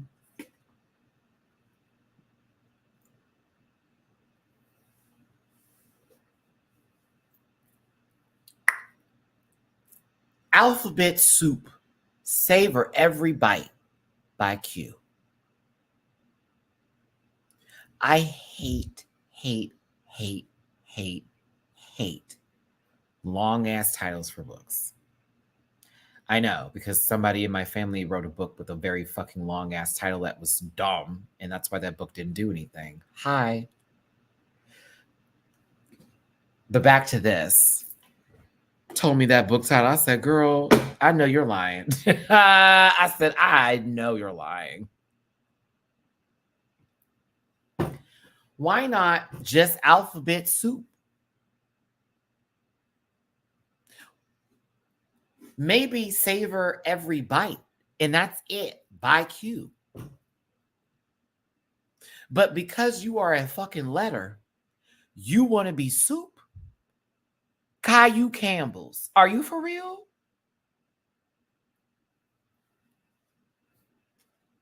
All right. That's all I'm saying. I like you. I said, that's stupid.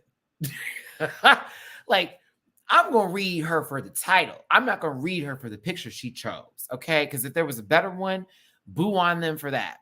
They just wanted to get her out. All right. Her whole foot is in this. Do you not understand what I'm looking at here today? There's a bowl on a white fucking background with what looks like refrigerator magnets for a goddamn title for this book. And then you got, look at this demonic shit here. Those are sixes. Either that or Orochimaru's about to pop through this. A Jinchuriki is some motherfucker. What is this? Is Naruto about to Rasengan? Do you see what I look at this? Look at this. Look at this devil. See, this is what they talk Illuminati. This is what they're talking about. Q didn't win because she didn't give a sacrifice. Oh my God.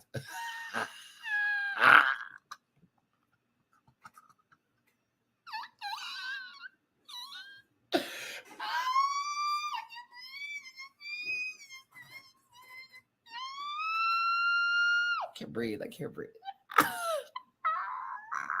I make myself laugh. I'm sorry. I think I'm fucking hilarious. Thank you. I am hilarious, bitch. Woo. My goodness gracious. I will not. Mind you, I saw that movie Late Night with the Devil with Bleecker, and I also Anik, shouts to my babies. Yeah.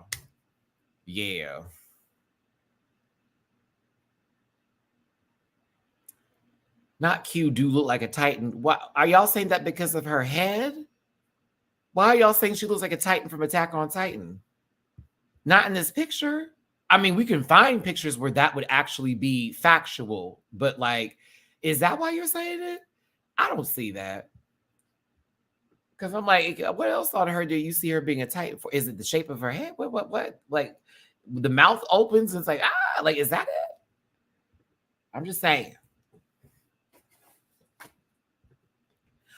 Ooh. See, y'all set me up. Y'all set me up. Y'all set me up. Y'all set me up. Ooh, you set me up. Oh my God, I forgot that was the next picture. That's not okay. I don't appreciate this.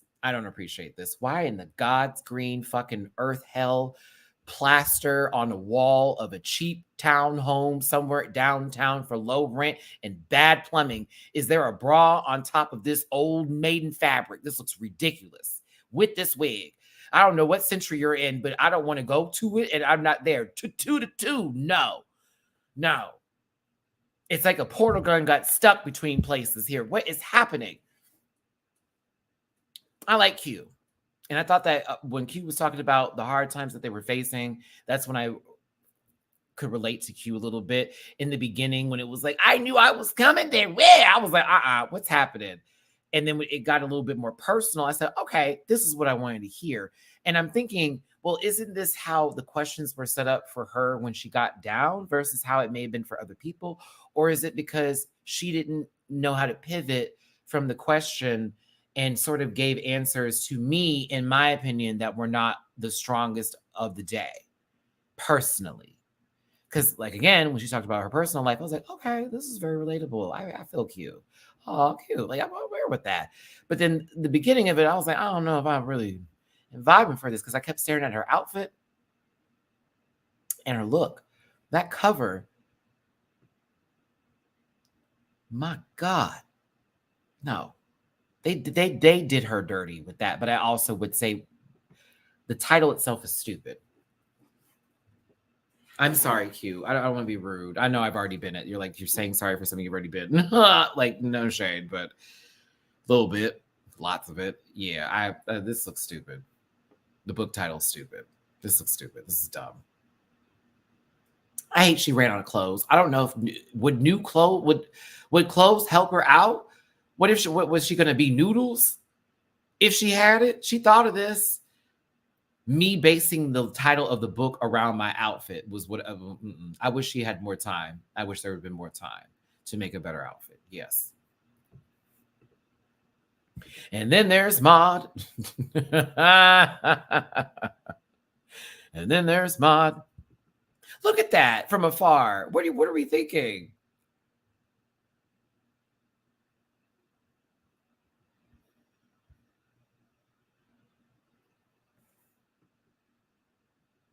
I wish she had just wore the bra without this fabric and the corset underneath here and called it a day and showed us skin.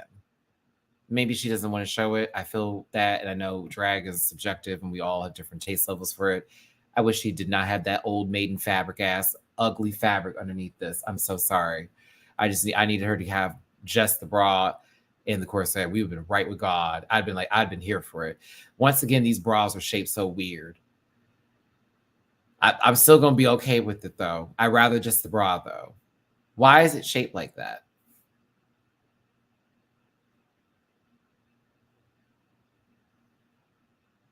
Like a wide jock strap, something that's just been, or some sort of undercarriage for side. Good for her. Good for her. I like Nymphia's conversation. She started out talking about poop, dog poop to be exact, and then got into a very, very serious, deep moment, and I know relatable to some folks, about standards and beauty. When seeing European feet, I said, oh, I know we're not. I said, oh, is she taking us there? I said, oh, we're about to get deep. Alicia, thank you so very much for the Tippy Pool Cash App. Not for pizza, LOL. Thank you, Alicia. Appreciate the Tippy Poo, because, yeah, your boy is over here starving.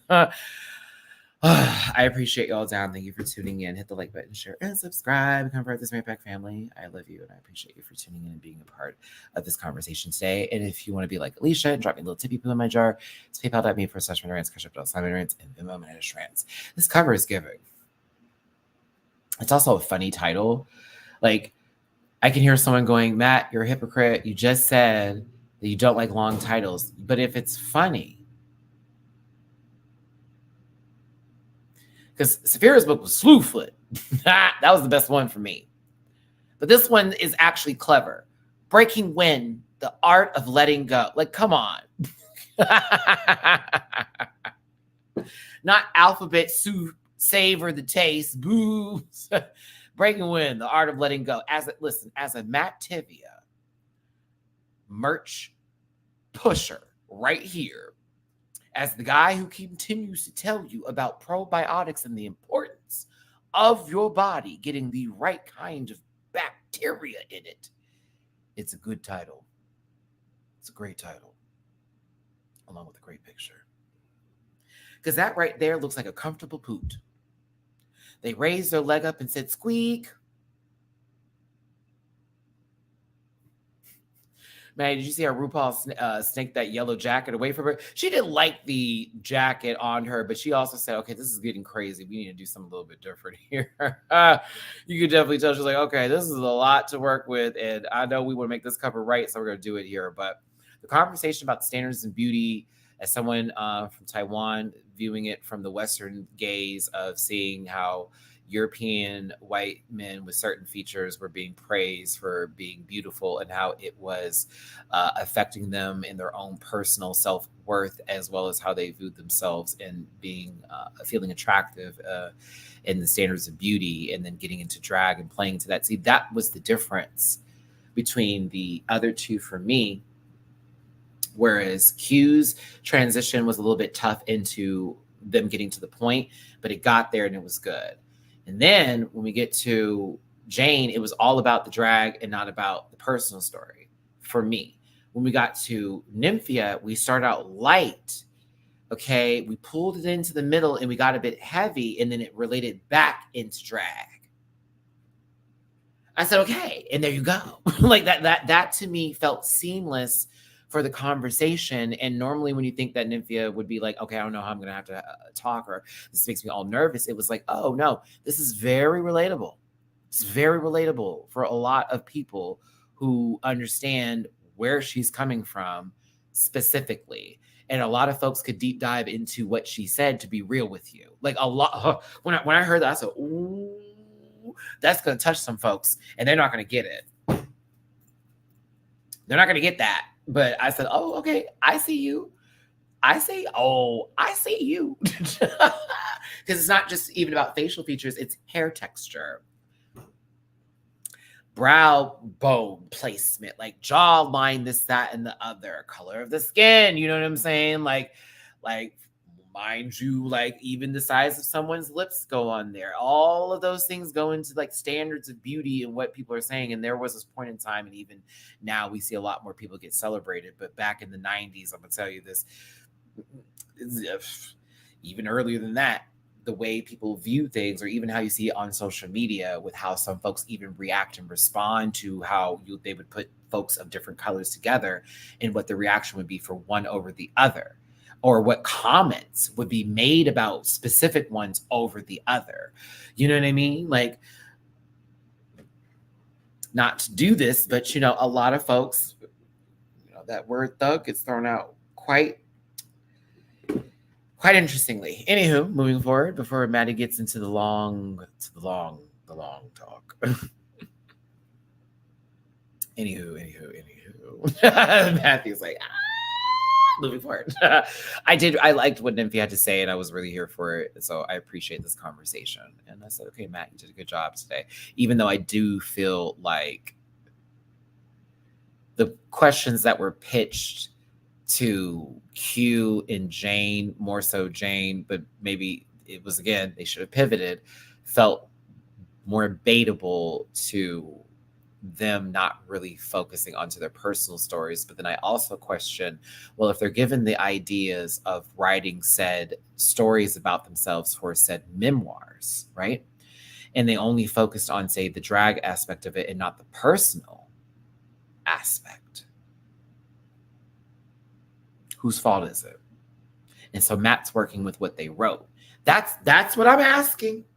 Because I want to be fair here and say it could possibly be they were set up. It could be more so they didn't know how to pivot. It could also be that's what they were giving. They gave that, and Matt had that to work with and wasn't able to find them relatable to where we could actually pull into this. Blacksmith by Q should have been the name of her book. Shut the fuck up. I'm sick. Shut up. Thank you for tuning in. Hit that like. I have to step up. Let me stand up. Thank you for tuning in. Hit that like button, share, and subscribe. Edgar is a fool. Hit the like button if you will. I appreciate you for tuning in and being here today. If you want to drop a little tippy poo in my jar, buy your boy a slice of bread or a slice of pizza, I should say, with cheese on it. Well, that's pizza, Maddie. I had my hand to kill you boys' pockets. Hey, about of you for such berries, schedule MattyRants. But I need you to hit the like button. I need you to share. And I need you to subscribe. It's the most important thing, because YouTube is a algorithm nation and station. It's a planet of algorithms and commentary of such. And by you being engaging like you are in this live chat, all 300 plus of you that were here can also do the same and leave a comment. So please make sure you leave a comment on this video. I appreciate Nymphia for standing up for herself, not so much standing up because they were bullying her, but more so because the question was pressed about why she always feels like she's down on herself, but then ends up doing well. So is this just a game? And Nymphia's like, no, like my feelings are actually valid. I am upset. I do get very flustered, and this is all a lot for me, and the anxiety is real. I just have a different way of approaching this. And whenever it is lights are on, I will perform. Hi, Nina. Hi. Hi, baby girl. What's up? What you want, mama? Is it time to eat? Hi. Hi, baby girl. Hi, baby girl. You ready to eat? Can I finish this video first, please? Can I finish the video first? Oh, I get tummy. Oh, I get your tummy, rubby on the inside. It's you outside. How you doing, Nina? Just a little Nina. It's Nina Cole. Hey, baby girl, I love you. Can I finish working, please? All right. Sorry. My daughter has asked for my attention. Excuse me. No, I was here for Jane and Q getting into it, but not really. They were just playfully shading each other. So it was just really gorgeous. Yeah, she does the cat belly rub thing, but she wants me to rub them. But her and Mama both do it. But Mina's less aggressive. Mama will like cut off of it. But Mina's like, do it again. Do it again. Yes, baby girl. Isn't that right? Isn't that right? Oh, isn't that great?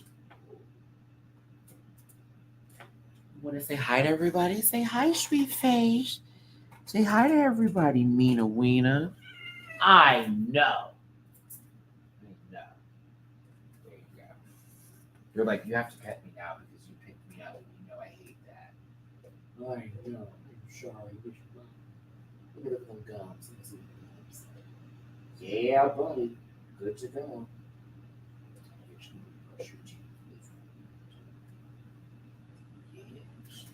Okay. I showed you my child. Tip me. Thank you for tuning. Shut up, Matthew. I know. Let me be quiet. That was stupid.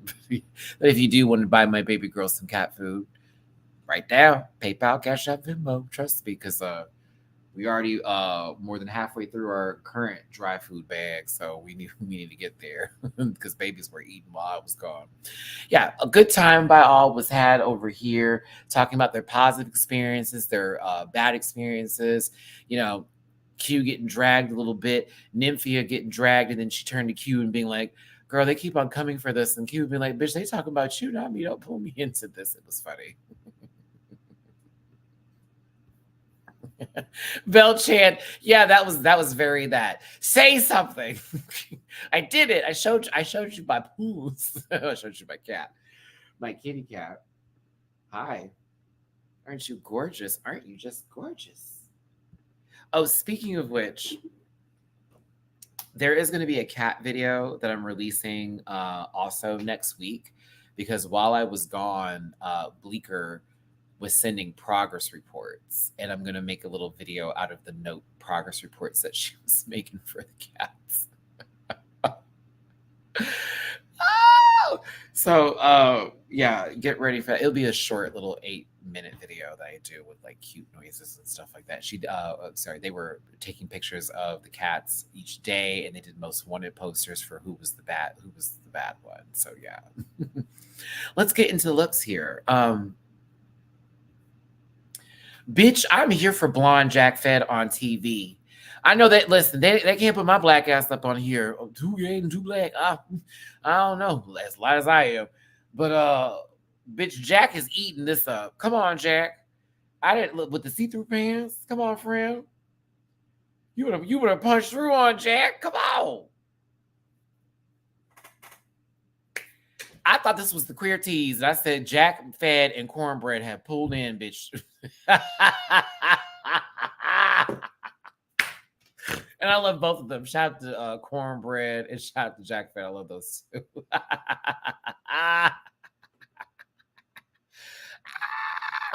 Listen, let's get to it here.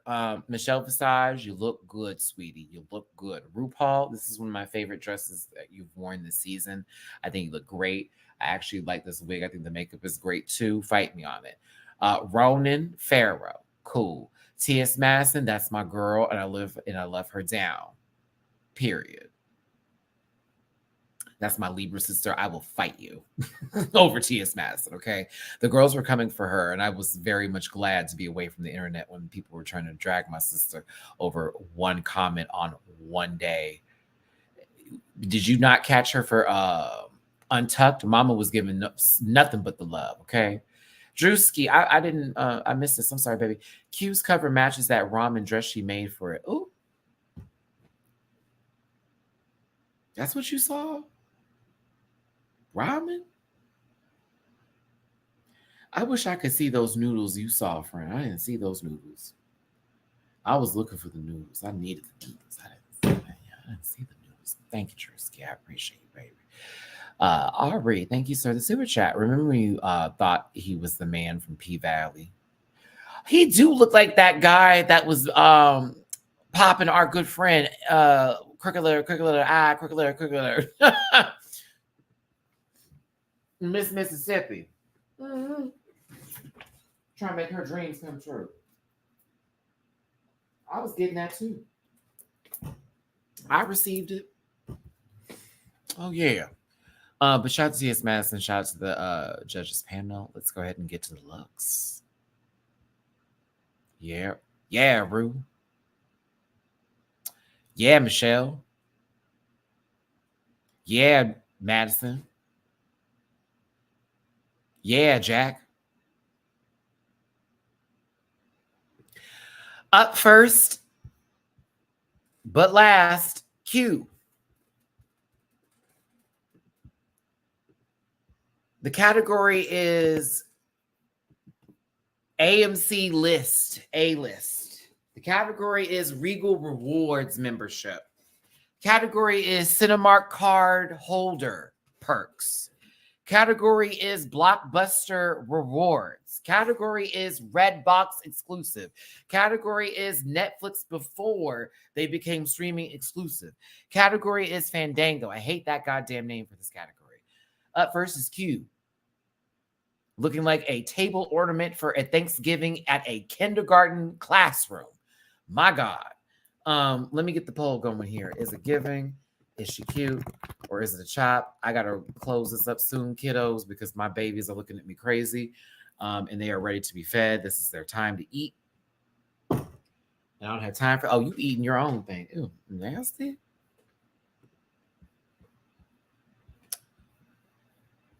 I don't know.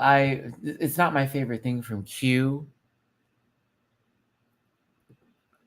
I think the front of this wig is amazing. Like, I love how this looks like from the front.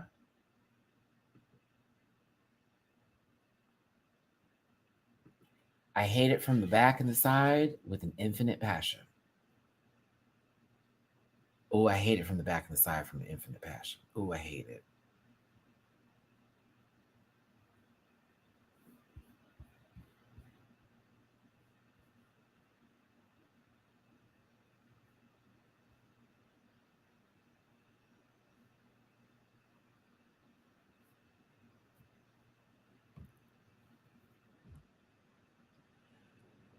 If she made this overnight, knowing what was going on in this was that the only color? Because it looks so similar to what Safira looked horrible in last week and what Maya walked into the workroom in, to where it just like, it kind of gags me a little bit. As much as it's impressive that she made this, which it is, and it can be impressive.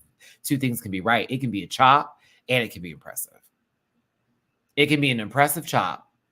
And that it is to me, an impressive chop. God, that wig. I feel like I want to pull it and see a secret door open on those tassels. But I still like Q.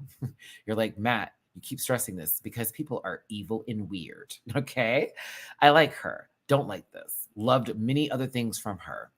No. Ooh, I hope.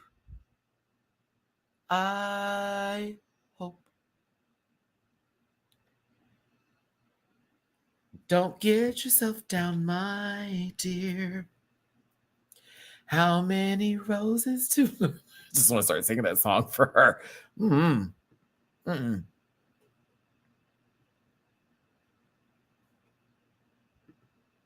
God bless her. I'm wrapping the poll up.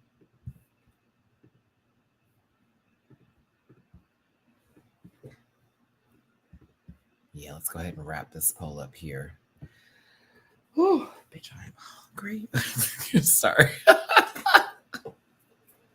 Oh my God, I cannot with y'all. Y'all don't understand. I'm leaving a vacation where I was just eating. Ooh, you know what? That's not true.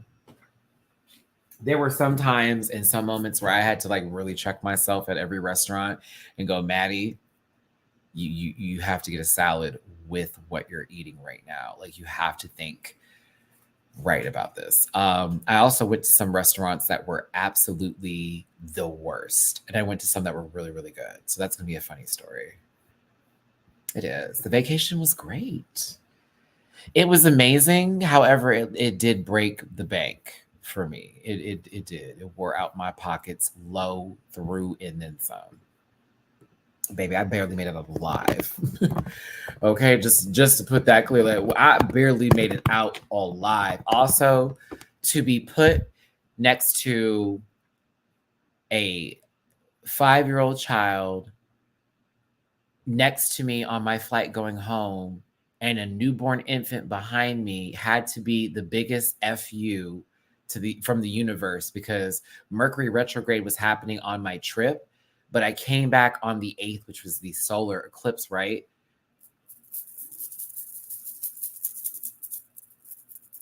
I said, they really did. And I literally listened to this lady in a whole nother language coach her daughter to scream if I did anything. And I tell you, I have never been so disgusted and angered and just grossed out in my entire life. And that lady literally took a picture of me while I was sitting there in case I got off the, yeah. I didn't even say anything. I'm at such a point now to where I can't fight anymore. I'm at that level where I'm like, I was so happy. True. This is a fucking true story, bitch. I'm not lying about this. Fuck that. That happened on my flight. Sat me next to that lady that was speaking. She was from Europe somewhere, but I can't remember the country specifically because the lady behind me clocked it. And she was like, that was a lot.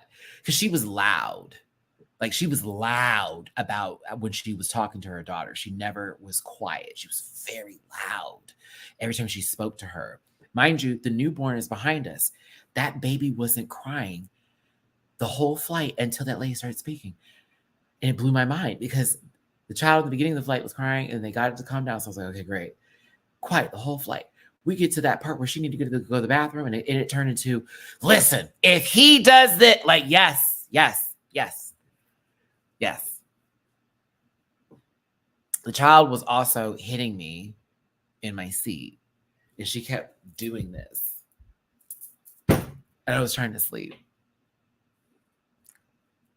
You can ask Bleeker how my attitude was when I got in the car from the flight. I was fucking pissed. I didn't cuss nobody out. I didn't drag nobody. I didn't swear at her. I didn't do anything like that. I let that evil be what that was, and I let it go.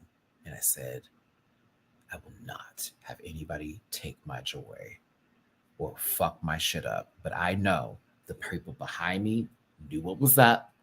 And if anything had went down, I'd have been good to go. So I was like, that was my sign that no matter what, I'm glad I didn't have to react because old girl, that was a lot. I said, yeah, it was, wasn't it? Like, it wasn't even necessary because you got so, like, pointing at me, pointing at her, pointing at this, pointing at her. Girl, it was weird. That shit was weird. Because my flight going there was nothing like that. My flight going to Miami was very peaceful. And I listened to Cowboy Carter the whole way there. It was great. But that flight going home, I was like, girl, fuck this. Little story time that I will be talking about in the video. And so the woman who that was on the flight with me, it's still fuck you, by the way. Because couldn't believe you. I was like, girl, are you serious? Like, I get people are insane and stuff like that, but like, it was the way she did it to me. I won't let that go. And I really hope she deleted that picture from her phone.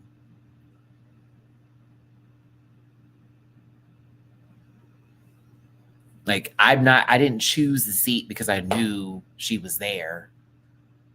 I actually had a different seat and I upgraded it to a bigger leg room, and look what happened. Should have just kept the seat I was in. Anywho, listen to Safira Cristal. Let's talk about something cool. I love it when there's paid homages to our roots and our ancestry, African roots in the Black community, especially with our queer entertainers, drag artists, this, that, and the other, right? And when Safira stepped out into this traditional, very beautifully designed gown. I didn't need it, wild card. I love this look for what it was. I'll continue. And the fans came out and it was thrown. Oh, it was enough for me. I felt black boy joy in this one. Certainly did. But also, I love the hair that went with this. I love the makeup, and I love the fabrics that were used in the textures that came from this. This really did a lot for me, and I love that blue on her is giving, and it's gorgeous. I did. If you didn't receive this, I can't relate to that. And I won't, not even close. But I can also understand why you didn't like this, because you wanted a lot of more things from people. Your expectations are very high. I get it. But I, to me, really enjoyed this, especially with the hair and the makeup and all of it. It was beautiful, beautiful, beautiful, beautiful, beautiful. Yes, a recreation from the designer, and I love the fact that she did it. I love dresses that are artistic. I find it interesting when people do that with certain looks. I guess it is just really who is wearing it that may end up selling it more for you. But for me, she sold this, and I really enjoyed it. Loved it. Let's move on from that and get to Nymphia Wind, because to me, this was giving. And the majority says so. Love it. 57% said giving, 37% said she's cute, and 4% said chop. Let's move on to Nymphia Wind. You know, would I say that this didn't impress me because other people did it? No.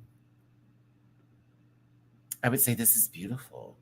And it's very interesting. And it's very Nymphia's take on this. And she said, I wanted to do, like, not the French version of this, but this Asian version of this very, what looks like a Marie Antoinette inspired or French society look and all that kind of stuff.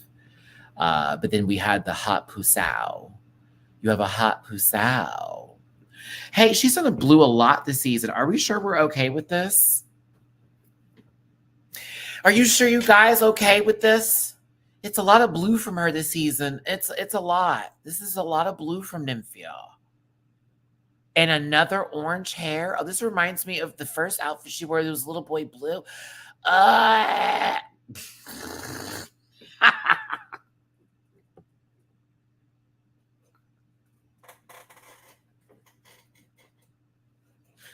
She had the whip outfit. Then she had the baby boy blue outfit. Then this outfit. It's actually 3.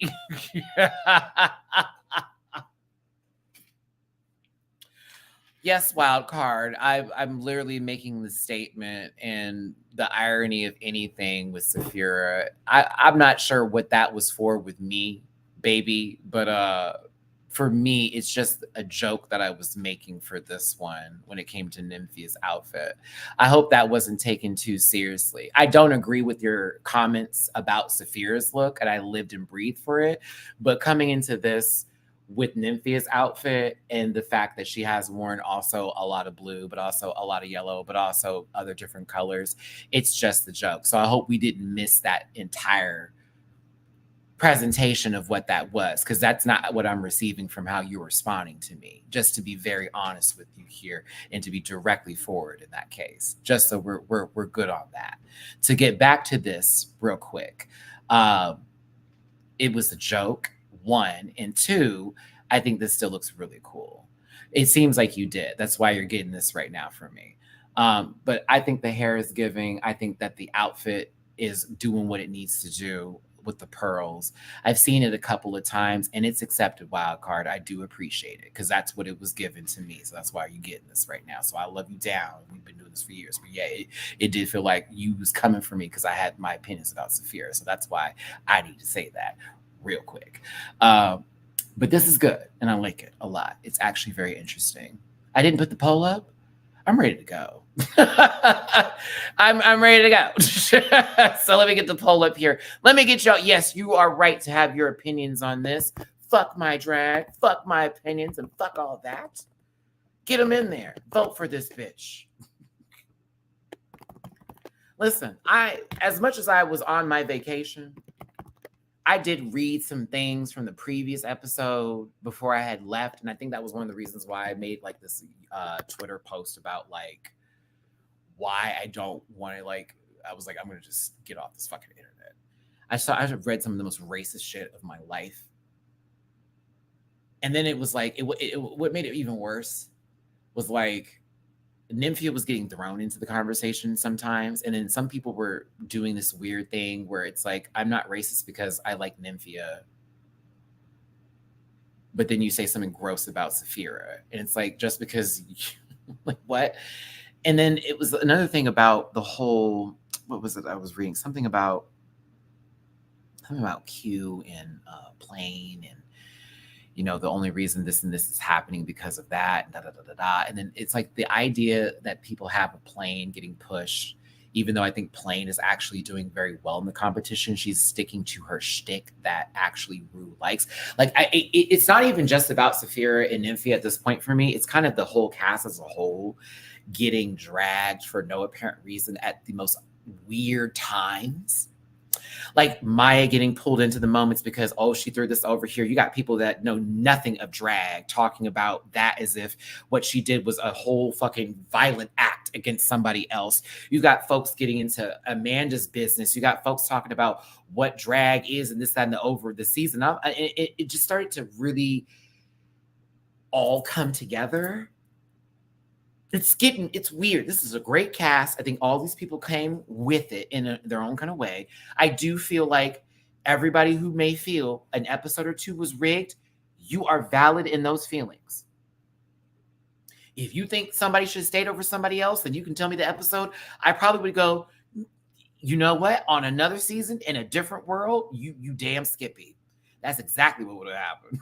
So I can't be mad at folks for that. I guess I don't know if that's just my Libra balance kicking in on overtime, but it just gets kind of corny after a while when you just start to read people's absolutely false takes on what is actually going on based off of emotion, and then they get really nasty about that. And also, to Wildcard again, I apologize for getting in my come on girl, but I also understand we're passionate in our approach and how we talk about things, and so that's why it can trigger us sometimes to react in certain ways, right? It just is weird. And I think that was why I was happy I got my little break when it came to Drag Race, because it's not about you being right or me being right. It's literally about us celebrating these queens, and it's about us understanding that drag is so multifaceted and it's such an important thing on this earth for entertainment, but also it does create jobs for these queens. You know what I mean? So yeah, whatever. I'm going to do what I want. Exactly. A difference in opinion is different than being cruel. And when you got people who need to be cruel to validate their points, it's like you have missed the idea of being a critic and having criticism towards stuff. Because you can read it, even reading reviews for Cowboy Carter, sometimes you'll read shit and you'll be like, girl, what was this based off of? You sure this is actually valid in this, or is this because you just don't like a person or you wanted your other friend to win? I get that, but I don't know. It's just one thing about Drag Race I don't like that I will be okay with is just it's not you and it's not the fans. It's a portion of the fandom that make this unbearable sometimes, and that applies to everything. You feel me? And that applies to everything. All of life, whether movies, reviews, everything like that. It really does. Some people take this shit too seriously. You have to be okay with that. Those people buy the merch and do all that kind of shit too, but they can sometimes go way beyond the points, and that shit gets old. So that's just where I'm at with it. I don't know. I love these girls. I hope they do well in life. I want everybody to be successful. These are people's dreams that they're trying to be made. Y'all saw how excited Nymphia was when she won this week. As I'm going through this episode, for real. Really think about that. That didn't feel fake at all, did it? That felt very real. That felt like somebody who has been doubting themselves for a while, their own process that they told us about, and then finally overcoming something that they felt, oh shit, I might be in trouble again. And they did that. And it didn't feel like it was forced. It didn't. I am like that. Y'all have seen me in moments where I feel like I'm losing and I feel like it's all just bubbling up, and then something is going to clicking, and I'm here again. I'm back in it, and I'm ready to work. I'm ready to fight, and I not only fight, but I succeed, and I do very well, and it's the best thing I ever did. You just never know what your power is, and I think for Nymphia, a lot of that was her week this week personally, but I think the outfit's cool. I've seen a lot of these before, so it does kind of ding some points for me. However, Nymphia has a very good eye, and I do love the look itself. So for sure, that's where we're at. Oh my gosh. Okay. This is, I don't know. I'm in my feelings. I'm in a good feelings, but it's like it's so weird to be back on here again talking. A little bit. For Nymphia, 54% said giving, 42% she said she's cute, and 2% chopped this. Can I be honest again? Can I be honest? This might be my least favorite category they've had this season.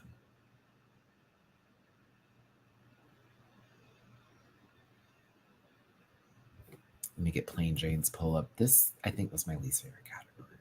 I like fans too. I really like fans. I don't like, and that's for all of them. No shade. Like, yeah, no. I would have preferred if this was in the beginning of the season or something like that, where we could have seen a lot of different takes.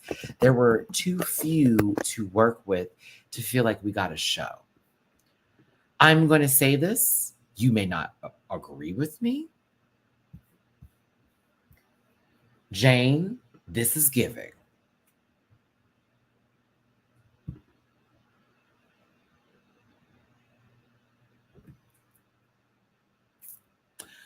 I liked it. For fan, not so much, unless it was just that one fan that you were using for me. I tell you why I like it. It was definitely a little, to me, it felt a bit different than the last couple of looks I got, where they all felt like good gag on it, suck it up, eat it up. Like I felt like Kim Petras was about to explode out of her mouth every time and give us that, you know, that voice. And I don't want to feel this, like that. You know what I'm saying? Like it's. I like this personally. I thought it was fine. It's yeah, she's definitely Plain Jane's brand is Slut Pop 3.9. Like very that. So I thought this was kind of cool. Personally, I like the bodice. I like the makeup with the hair. I did. I know. So I know. I know Dooley's gonna drag this on Monday. I mean on Sunday. Oh my god, the panel's back Sunday. The bodice is what was really giving it for me. I think I liked it more in motion when it came to the fabric of the skirt going down here than when it was standing still. But I have to give Jane some coots here. I thought it was personally. Yeah. I did like it. I thought it was giving. I'm going to have to say giving. I just wish the skirt looked different standing still. I don't like it when it's right here. When she was moving, I was like, oh, that's fabulous. Mm-hmm. Let's go ahead and wrap up this poll.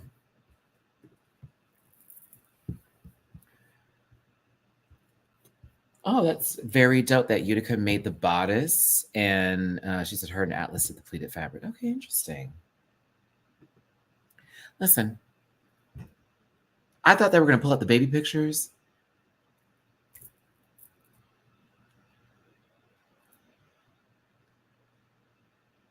You're going to hate this. If they did, I didn't see it because when we got here, I was like, well, I feel like I know what's about to happen. So this is going to be a lot of unnecessary. Oh no, I have to cough. Ah!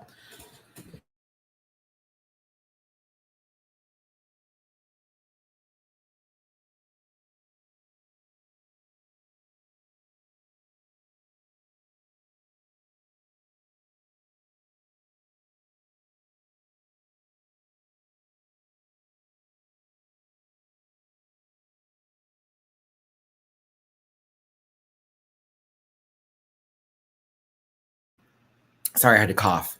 My throat, again, a lot of drinking, a lot of libations of the grass kind. Hello. I am still recovering from my trip, okay?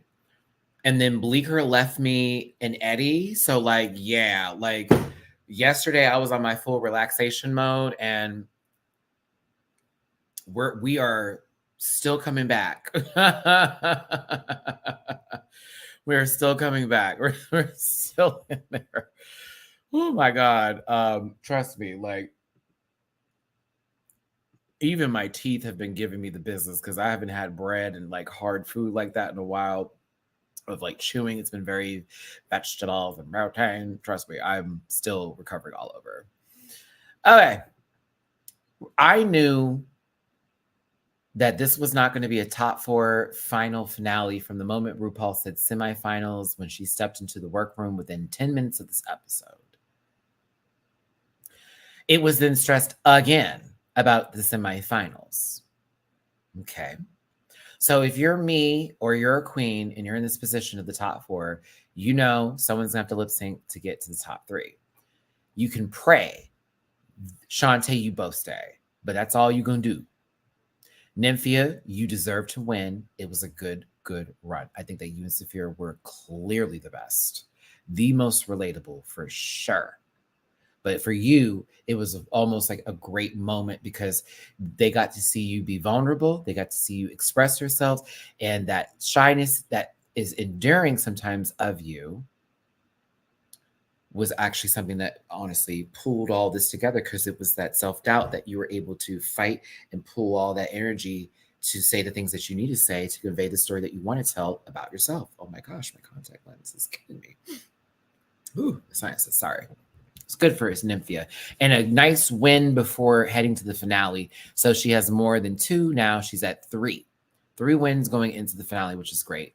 Safira was also deemed safe this week, which grants them a ticket into the finale. And we all know Safira with her 4 wins, baby. All right, go ahead, Safira. Safira is heading into the finale also looking pretty, which leaves Plain Jane and Q. Q with 2 wins, Plain Jane with 4. Q second time in a lip sync in the bottom, which is a gag. And Plain Jane's first time having to lip sync in the bottom. No shade, Plain, also a gag.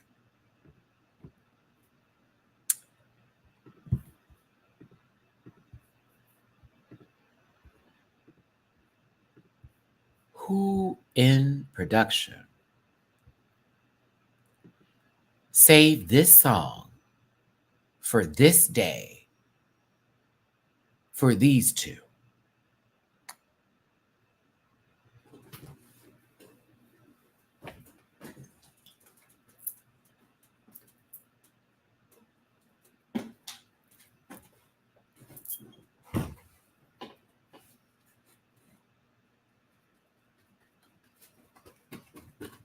And I love Tina Turner.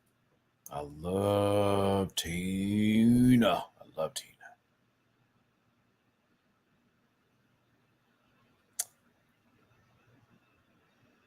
The song last week should have been the song for these 2 now. A little raisin in the potato salad music. Okay? No, I'm going to talk about the lip sync now. I'm get there, but I'm going to be very real. Was not feeling it at all. My face was scrunchity, munchity, crunchity the entire time I was watching this going, what in the non-satisfying, unseasoned French fries are in front of fucking me right now? I went to Burger King and got the wrong order. Okay? Now to the lip sync itself. Plain won because Plain is Plain won.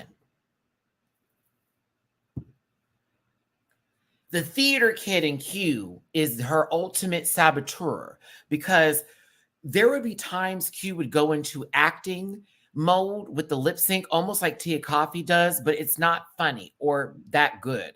And because she can't walk in a straight line to save her life, like a lady, It's still got that grown man limp that goes on with her.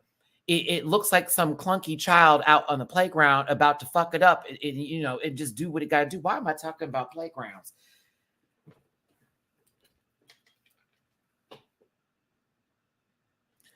I couldn't do Q, and I feel bad for Q because I feel like if it's a song that Q knows and that she can like turn into what her own interpretation of what she wants to be, you know what I'm saying?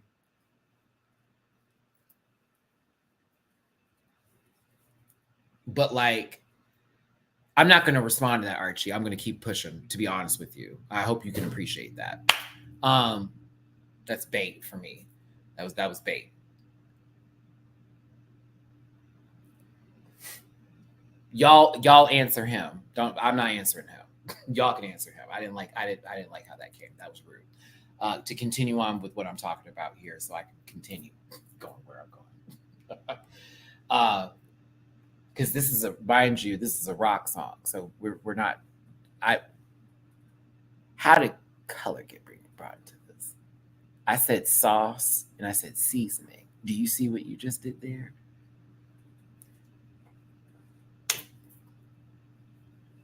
There was no implications. Jane went into her sexy shtick, okay? Jane went into her sexy shtick. Okay? Very much that. Very much that. That's what she did. She went to her sexy shtick, and that is what made it good for her.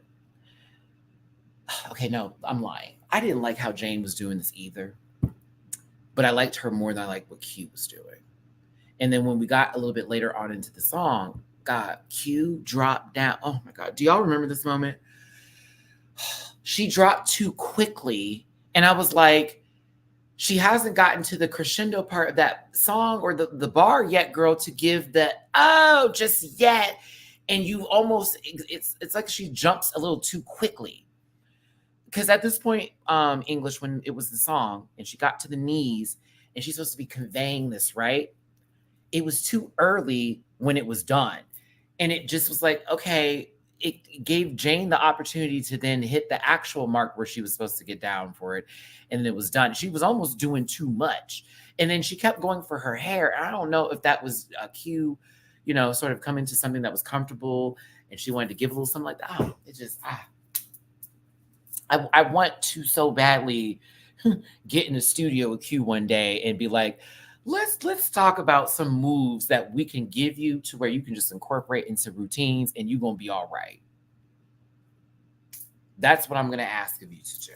That's what I'm asking you to do. That's what I'm asking you to do. But when Jane started to bop them titties to the beat, that was it. I said, oh, finished. That's it. They could have ended the music right there. That's what I'm going to say right there. That's what I'm going to say right there. That's what I'm going to say right there. Hey, I'm going to do you a favor. And if I lose you as a subscriber and if I lose you on my Patreon, I'm going to be all right with that. But I got to wrap you up, Archie. I got to wrap you up. I'm going to wrap you up, baby.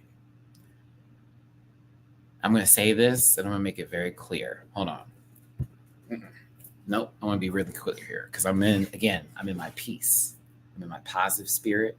I'm in my good mood here. No more. No more. You won't. I won't let you. I'm sorry.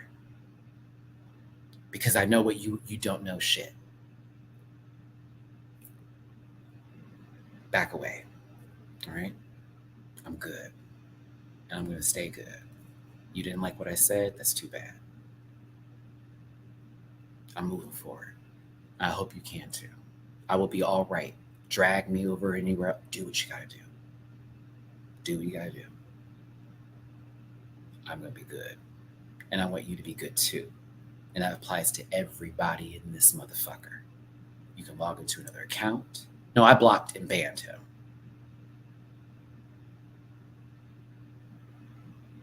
a new me forever and for the rest of it. Don't bring that shit over here. Not to my black ass, not to how I feel about anything, and not how I talk about anything else. I will speak how I feel. And I will do it in whatever way, whatever manner I want to. Okay? You do not control how I come off and how I feel. They were implying, because I said there was no seasoning, no salt, why do you feel a way about white queens performing to black queen songs? And I said, I don't want to answer that. I want to move forward and I want to continue on. And I said, I want everybody here to answer that question. And so everybody started to answer that question. That wasn't good enough. So then they said again in the chat, I know what you were implying. You will not bait me into your white passive bull fucking shit. Not on this Good Sunday. You don't like my black ass saying my black fucking feelings? Get the fuck on out. And that's on that.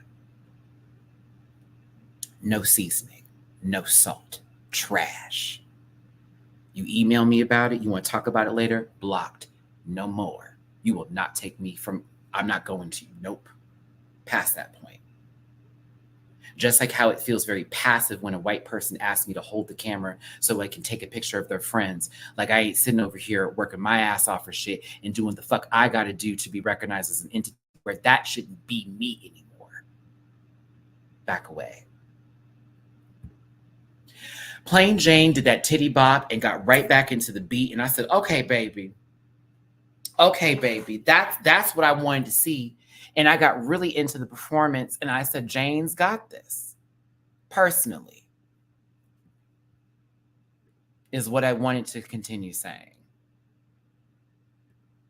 And like I said, if I lose you, I lose you. But I ain't losing me no more for 9-1 motherfucker. You hear me? That should apply to all of you. You're so sensitive. Bitch, I'll be for you. I just came from a great trip. Did my thing. Had a good time. And I said to myself, Maddie, I'm just going to do what I've been doing. And how I used to do before I had people telling me how to fucking talk and feel and say and do all that kind of shit. And I started listening to everybody else. And I started to become unhappy. Because I can't express myself because I'm afraid of making someone feel bad. Fuck you. Work my ass off 6 years for this shit, bitch. The fuck you been doing? Q was eliminated. That sucks. It'd been nice to see Q go a little further. I know Q wanted it too. But Q, a finale is going to require some sort of choreography. How was that going to work out for you, sister? Is my only take to those who go, Q should have gone forward further. Well, what was she going to do? As much as it pains us to see her go, what was she gonna do? You know what? As a matter of fact,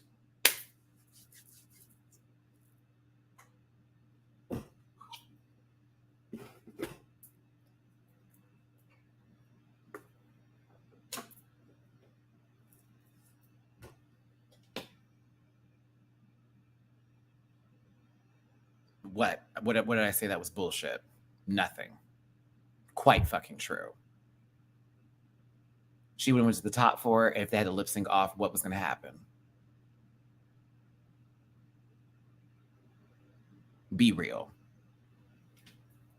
It would have been nice to see her finale look, though, in a full top 4 moment of seeing her come out unaddressed, because I know, baby, it was going to be right with God. I know it was going to be good with Jesus and all of them and then some. And I'm sure it will still be when we see it. But even when we get to the next episode, there is a lip sync Lollapalooza. She not taking that either, friends. I don't even have to see that episode. I know what's up. Dawn may tweet about it. I'm going to tell you. Really? She's chewing? Be real.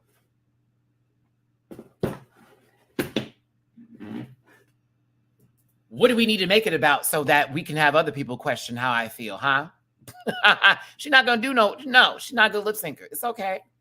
Mama is creative, though, and she's very talented.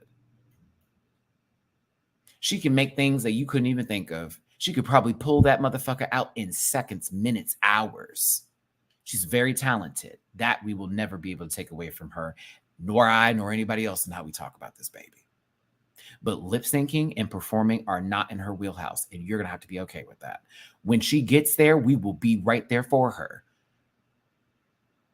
I've seen girls who can lip sync to songs. I've seen some girls that don't do what it needs to do. We have queens that we've seen do well and not do well. You got Mirage, you have Maya, Geneva, A Mandatory Meeting, Megami. And that's just the ones I just named off the rip like that were eliminated that I know would chew her up and eat her alive. Morphine, what? Come on now. So she isn't going nowhere, and that's not a dig. That's the truth. She went to the top 4. It still would have been a rough road. It still would have been tough. Now, if this was for the final challenge for the finale, for it all for the beans, we're doing a ball. Oh, then we have a fight. We're doing a ball. Ooh, she about to eat. She gonna kill him. Safira, I don't know, friend. Nymphia, I mean, she can make something, but plain. That's not what's going to happen, though. And you know it, and I know it. So let's not even try that right now. Let's not do it.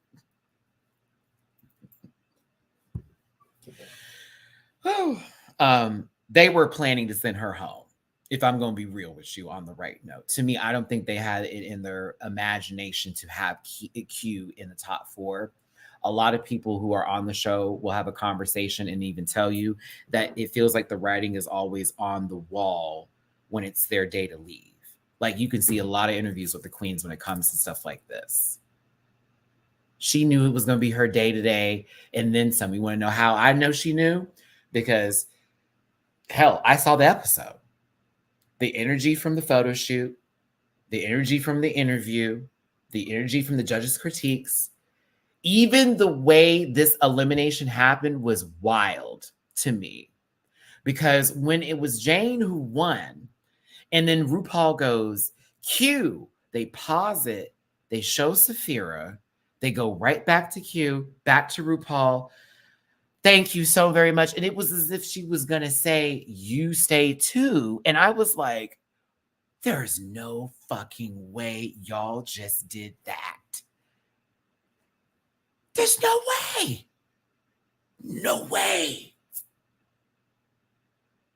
That edit was absolutely foul. It was foul. It was foul. And I will say, if Q was watching that and saw how they did that shit, if that baby in her house had said, what the fuck was that shit? I would have been right there cussing up a storm with her. Like, I know you're lying. Yeah, they played you bad with that. Q. Thank you so much for being.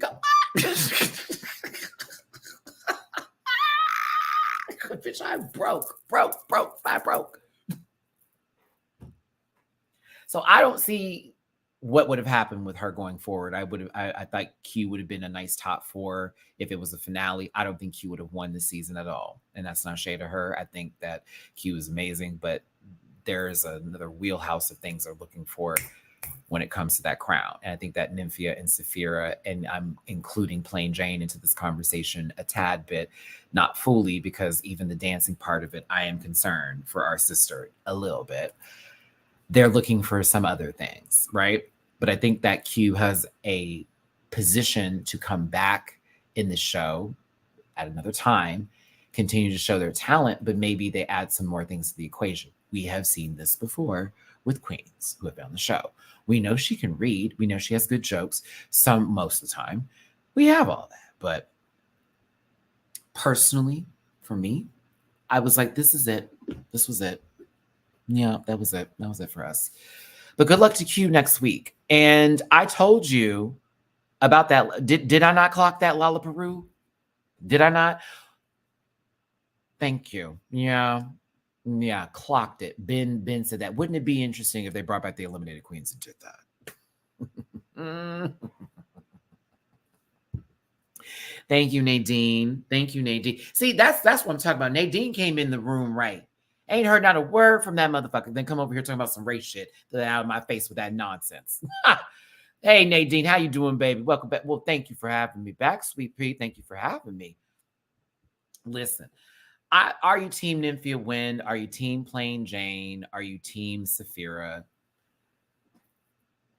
I stand in my bias. I'm team Safira. However, I am also team Nymphia, and I am team Plain Jane because I think Plain Jane is a hoot. I don't give a fuck what y'all say about this lady. I think she's also delusional in some cases here, but she's kind of a fun ride for me. So I like me some Jane. So yeah, I can't hate her. I can't do it. It's not in my spirit. Can't do it. It's not possible for me. But team Safira for me for the win.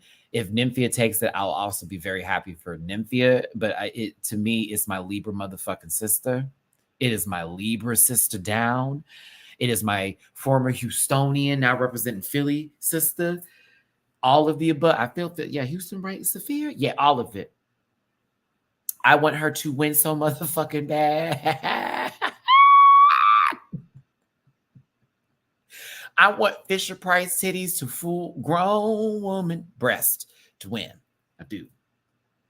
I really do.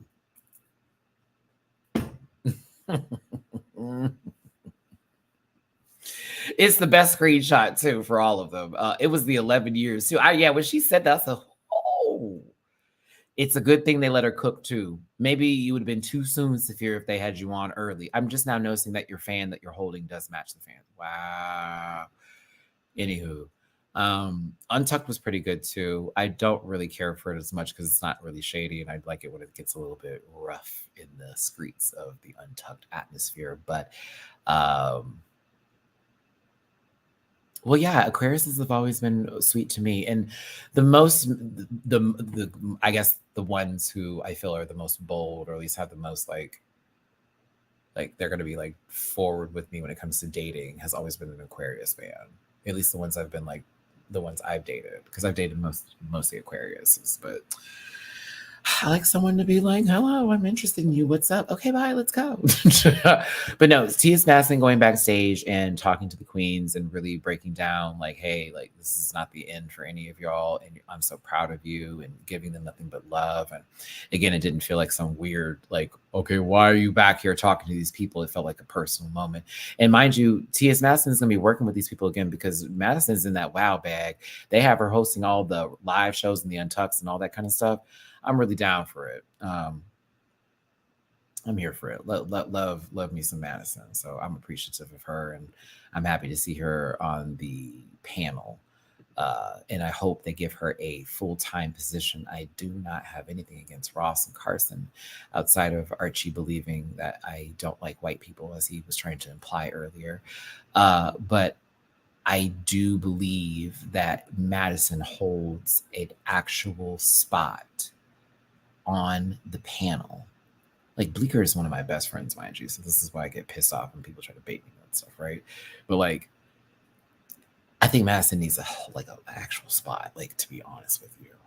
And even if RuPaul doesn't want to do the reunions, yeah, Joyce, like, even when she doesn't want to do the reunion episodes for these seasons, I feel like for sure it should be the case.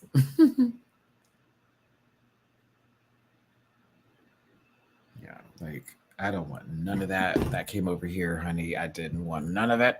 I don't want none of that. But yeah, we lost Q. I send nothing but love to Q. Okay, 0. Okay, me too. Okay, me too. Listen.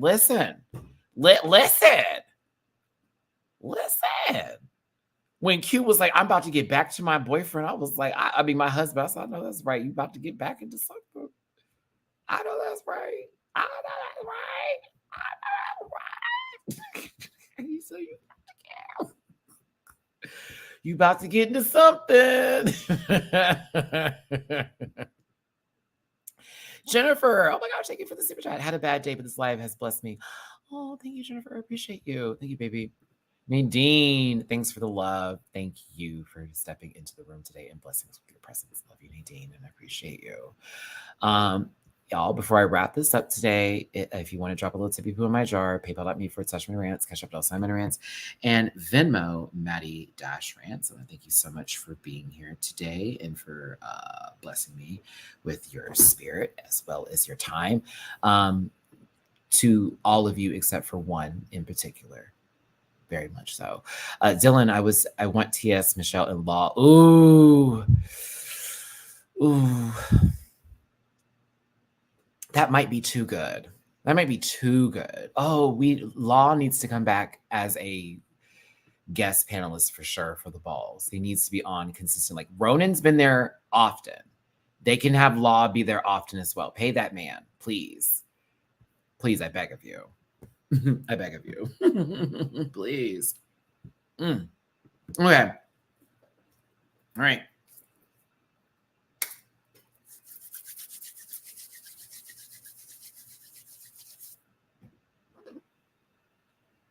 I want y'all to understand as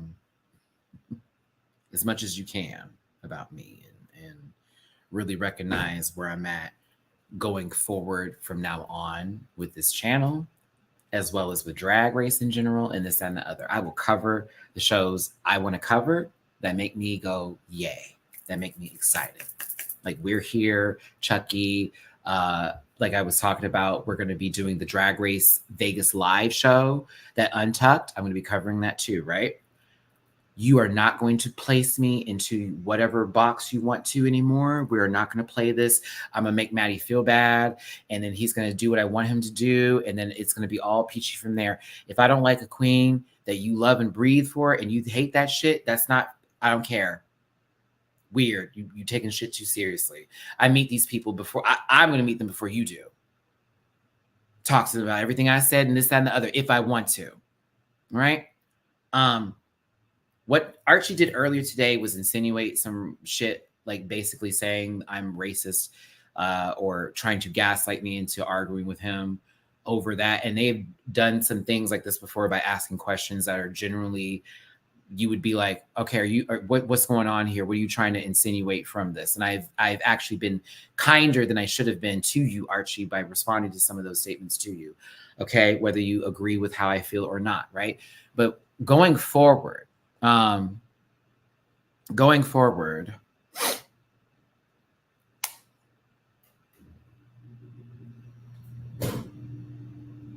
here. Going forward, I just want to see something real quick. Okay, Maria, let's see here.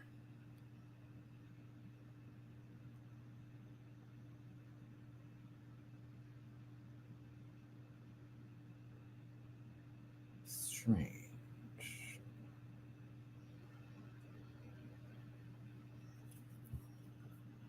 Let me check something real quick. To continue answering that, I'm trying to do a Patreon answer at the same time, and that's perfectly fine because I want to do this on camera since I want people to see how much I give a fuck about what I do for a living, since it's not just YouTube I'm doing, it's also Vimeo, it's also Patreon, it's also cameos. I'm not clocking in to argue with folks like that no more. I will block you with the absolute quickness. I will not blink. If you want to unsubscribe, if you want to fight and argue and do all that and drag whatever, blocking you again, muting your ass and moving the fuck on. Okay, that's what I'm going to do. That's all I got for you. That's all you're getting from me. And that's from now on, Queen. From now on, okay? Okay, it works online. So, Maria, check if you would for me, please, baby girl. I tried to play it on my phone. Hi, sweet face. I tried to play it on my phone, and it gave me a little trouble. And then I just tried to play it on the computer, and it worked for me. So what I want you to do, Maria, is if you could for me, patreon.com, my channel, and try to work it there. I think it's the app. Yeah, maybe update the app. Works on my laptop. Correct. Yeah. So I checked the laptop and it works for me too. If you have your phone, like use Chrome or Safari. Yeah, Safari. Yeah, use one of those and do Patreon that way, and then clock in because the video works. It doesn't have a block on it. I think there's something going on with the Patreon app, and unfortunately, that happens sometimes. Stephanie, the app did update recently. Yes, and sometimes the app, when they update, they have this issue with the crossover for the video and video thing, and I've noticed Patreon do that sometimes. So yeah, try it on the computer, and it should work for you. Just to prove once again a point that I give a fuck and I work more than just for YouTube. I'm also taking care of my Patreon folks too. Baby girl, they can hear you. They can hear you say hi. They can hear you say hi. Say hi, sweet face. But yeah, just in the future, I'm not. You want to fight and bait? Fuck you. Block immediately. No, we're not doing this anymore. Are you crazy? Are you crazy? What? I said there was no seasoning, there was no salt, raisins in the potato salad. You want to take it to that level? Take it there. You know what I was implying? Be that girl. I said what I said. Never once mentioned it. If you want to go there, go for it. They've already put me in that category. They've already done it this way. But what we're not going to do is dictate what the fuck comes out of my mouth and try me. As much as I've seen people with their passive ass aggressive statements, with their little words and all that, nope, and no. I'm going to have fun. I'm going to speak how I feel. And I'm not going to apologize for it anymore. I'm done doing that. And my trip to Miami put a lot of that good energy in me and said, Maddie, you need to start just doing your own thing. And you better take it for what it is. If they don't like it, they don't like it. They love you, they're going to love you. And that's going to be that. But you have got to stop doing things that don't feel good to you just to make somebody happy because they're a bit sensitive and they don't understand where your sense of humor comes from because they can't understand where Black people have come from in their life only from the surface level of reading a book, going online, or doing something else, or whatever other type of trash pan of nonsense is out there. I ain't doing this no more. No. I had a great time on my trip. It's therapeutic for me. Got closer to God. I got closer to my friends. I had so much food. I drank the most I've ever drank in my life. I did a tandem bike ride in Miami Beach, right on the board, like the little walkway that goes up and down the South Beach area of Miami Beach, South Beach, Miami Beach.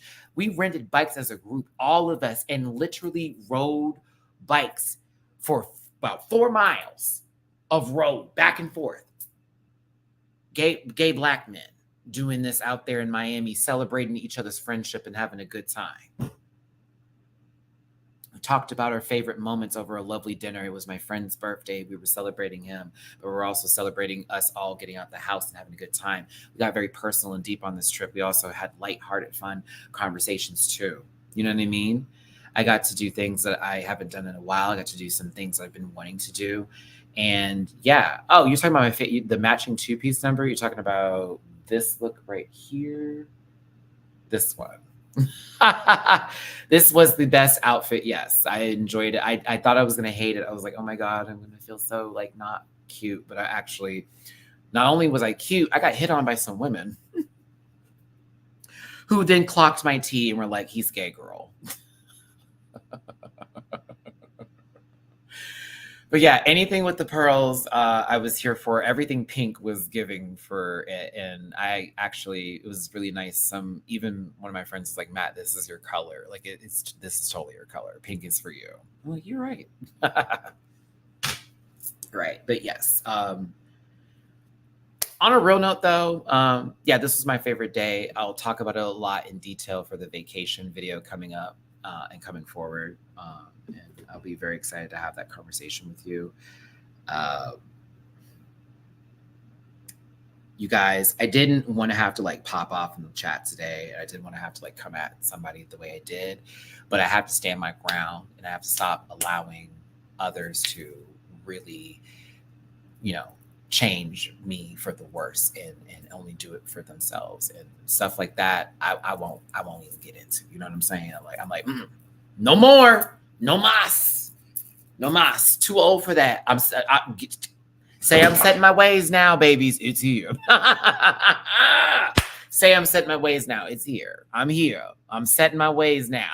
You can't do that. Anywho, I will be taking a break tomorrow. I'm taking another break tomorrow. Let this video do what it needs to do. Y'all push this, you share it, you subscribe, you comment, and all that kind of good stuff. Do me that favor. I saw I got some new subscribers, so if we lost one, we got some. You talk about Roscoe's. Does Roscoe's talk about Roscoe's? Do y'all even see Roscoe's anymore? I mean, shit. No, I'm playing. No shade to Roscoe. Shout out to Roscoe's. I know they've been editing down their videos lately, and people online have been talking about it, but no, I haven't actually seen the new format just yet. This is the first thing I came back to after my vacation was season 16, episode 14. So I'll probably have to take a look at whatever Roscoe's is doing differently. Maybe they're trying to protect their channel and not get in trouble, or protect what they have going with what they feel is right. I can understand why people make changes for that reason. So it's relatable, but yeah. What is today? Today's Tuesday. I'm going to take a break Wednesday. Thursday, I will be dropping 2 edited videos. One will be the Chucky video, and then the other one will be like either a trip video, or it's going to be... What's the other one I wanted to do? Excuse me. I'm trying to remember. There's something else. Oh, I can't. Okay. That'll be a surprise. Never mind. I'll be quiet. The Chucky video will be Thursday. Friday will be another video. I'm just not going to tell you what it is. I just need to let it just post and be like, oh, yes, that's what it's going to be. Saturday, we'll be back for the live review for the Lip Sync Lollapalooza. Bitch, y'all better be up in this motherfucker on Saturday. We are going to cut up.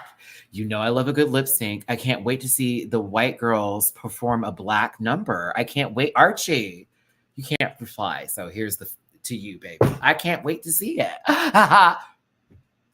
It's not what I was implying, girl. They just weren't dancing and doing the numbers, sweetie. They weren't giving. Okay. That's why they were giving cranberry raisin potato salad, stupid. Like, Jesus.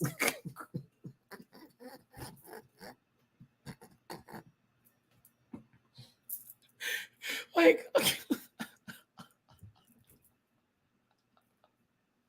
I said what they wanted me to say, that they felt like I was saying, and I just got back to my point again. Like, it's not that deep. Child, work out. Like, chill out.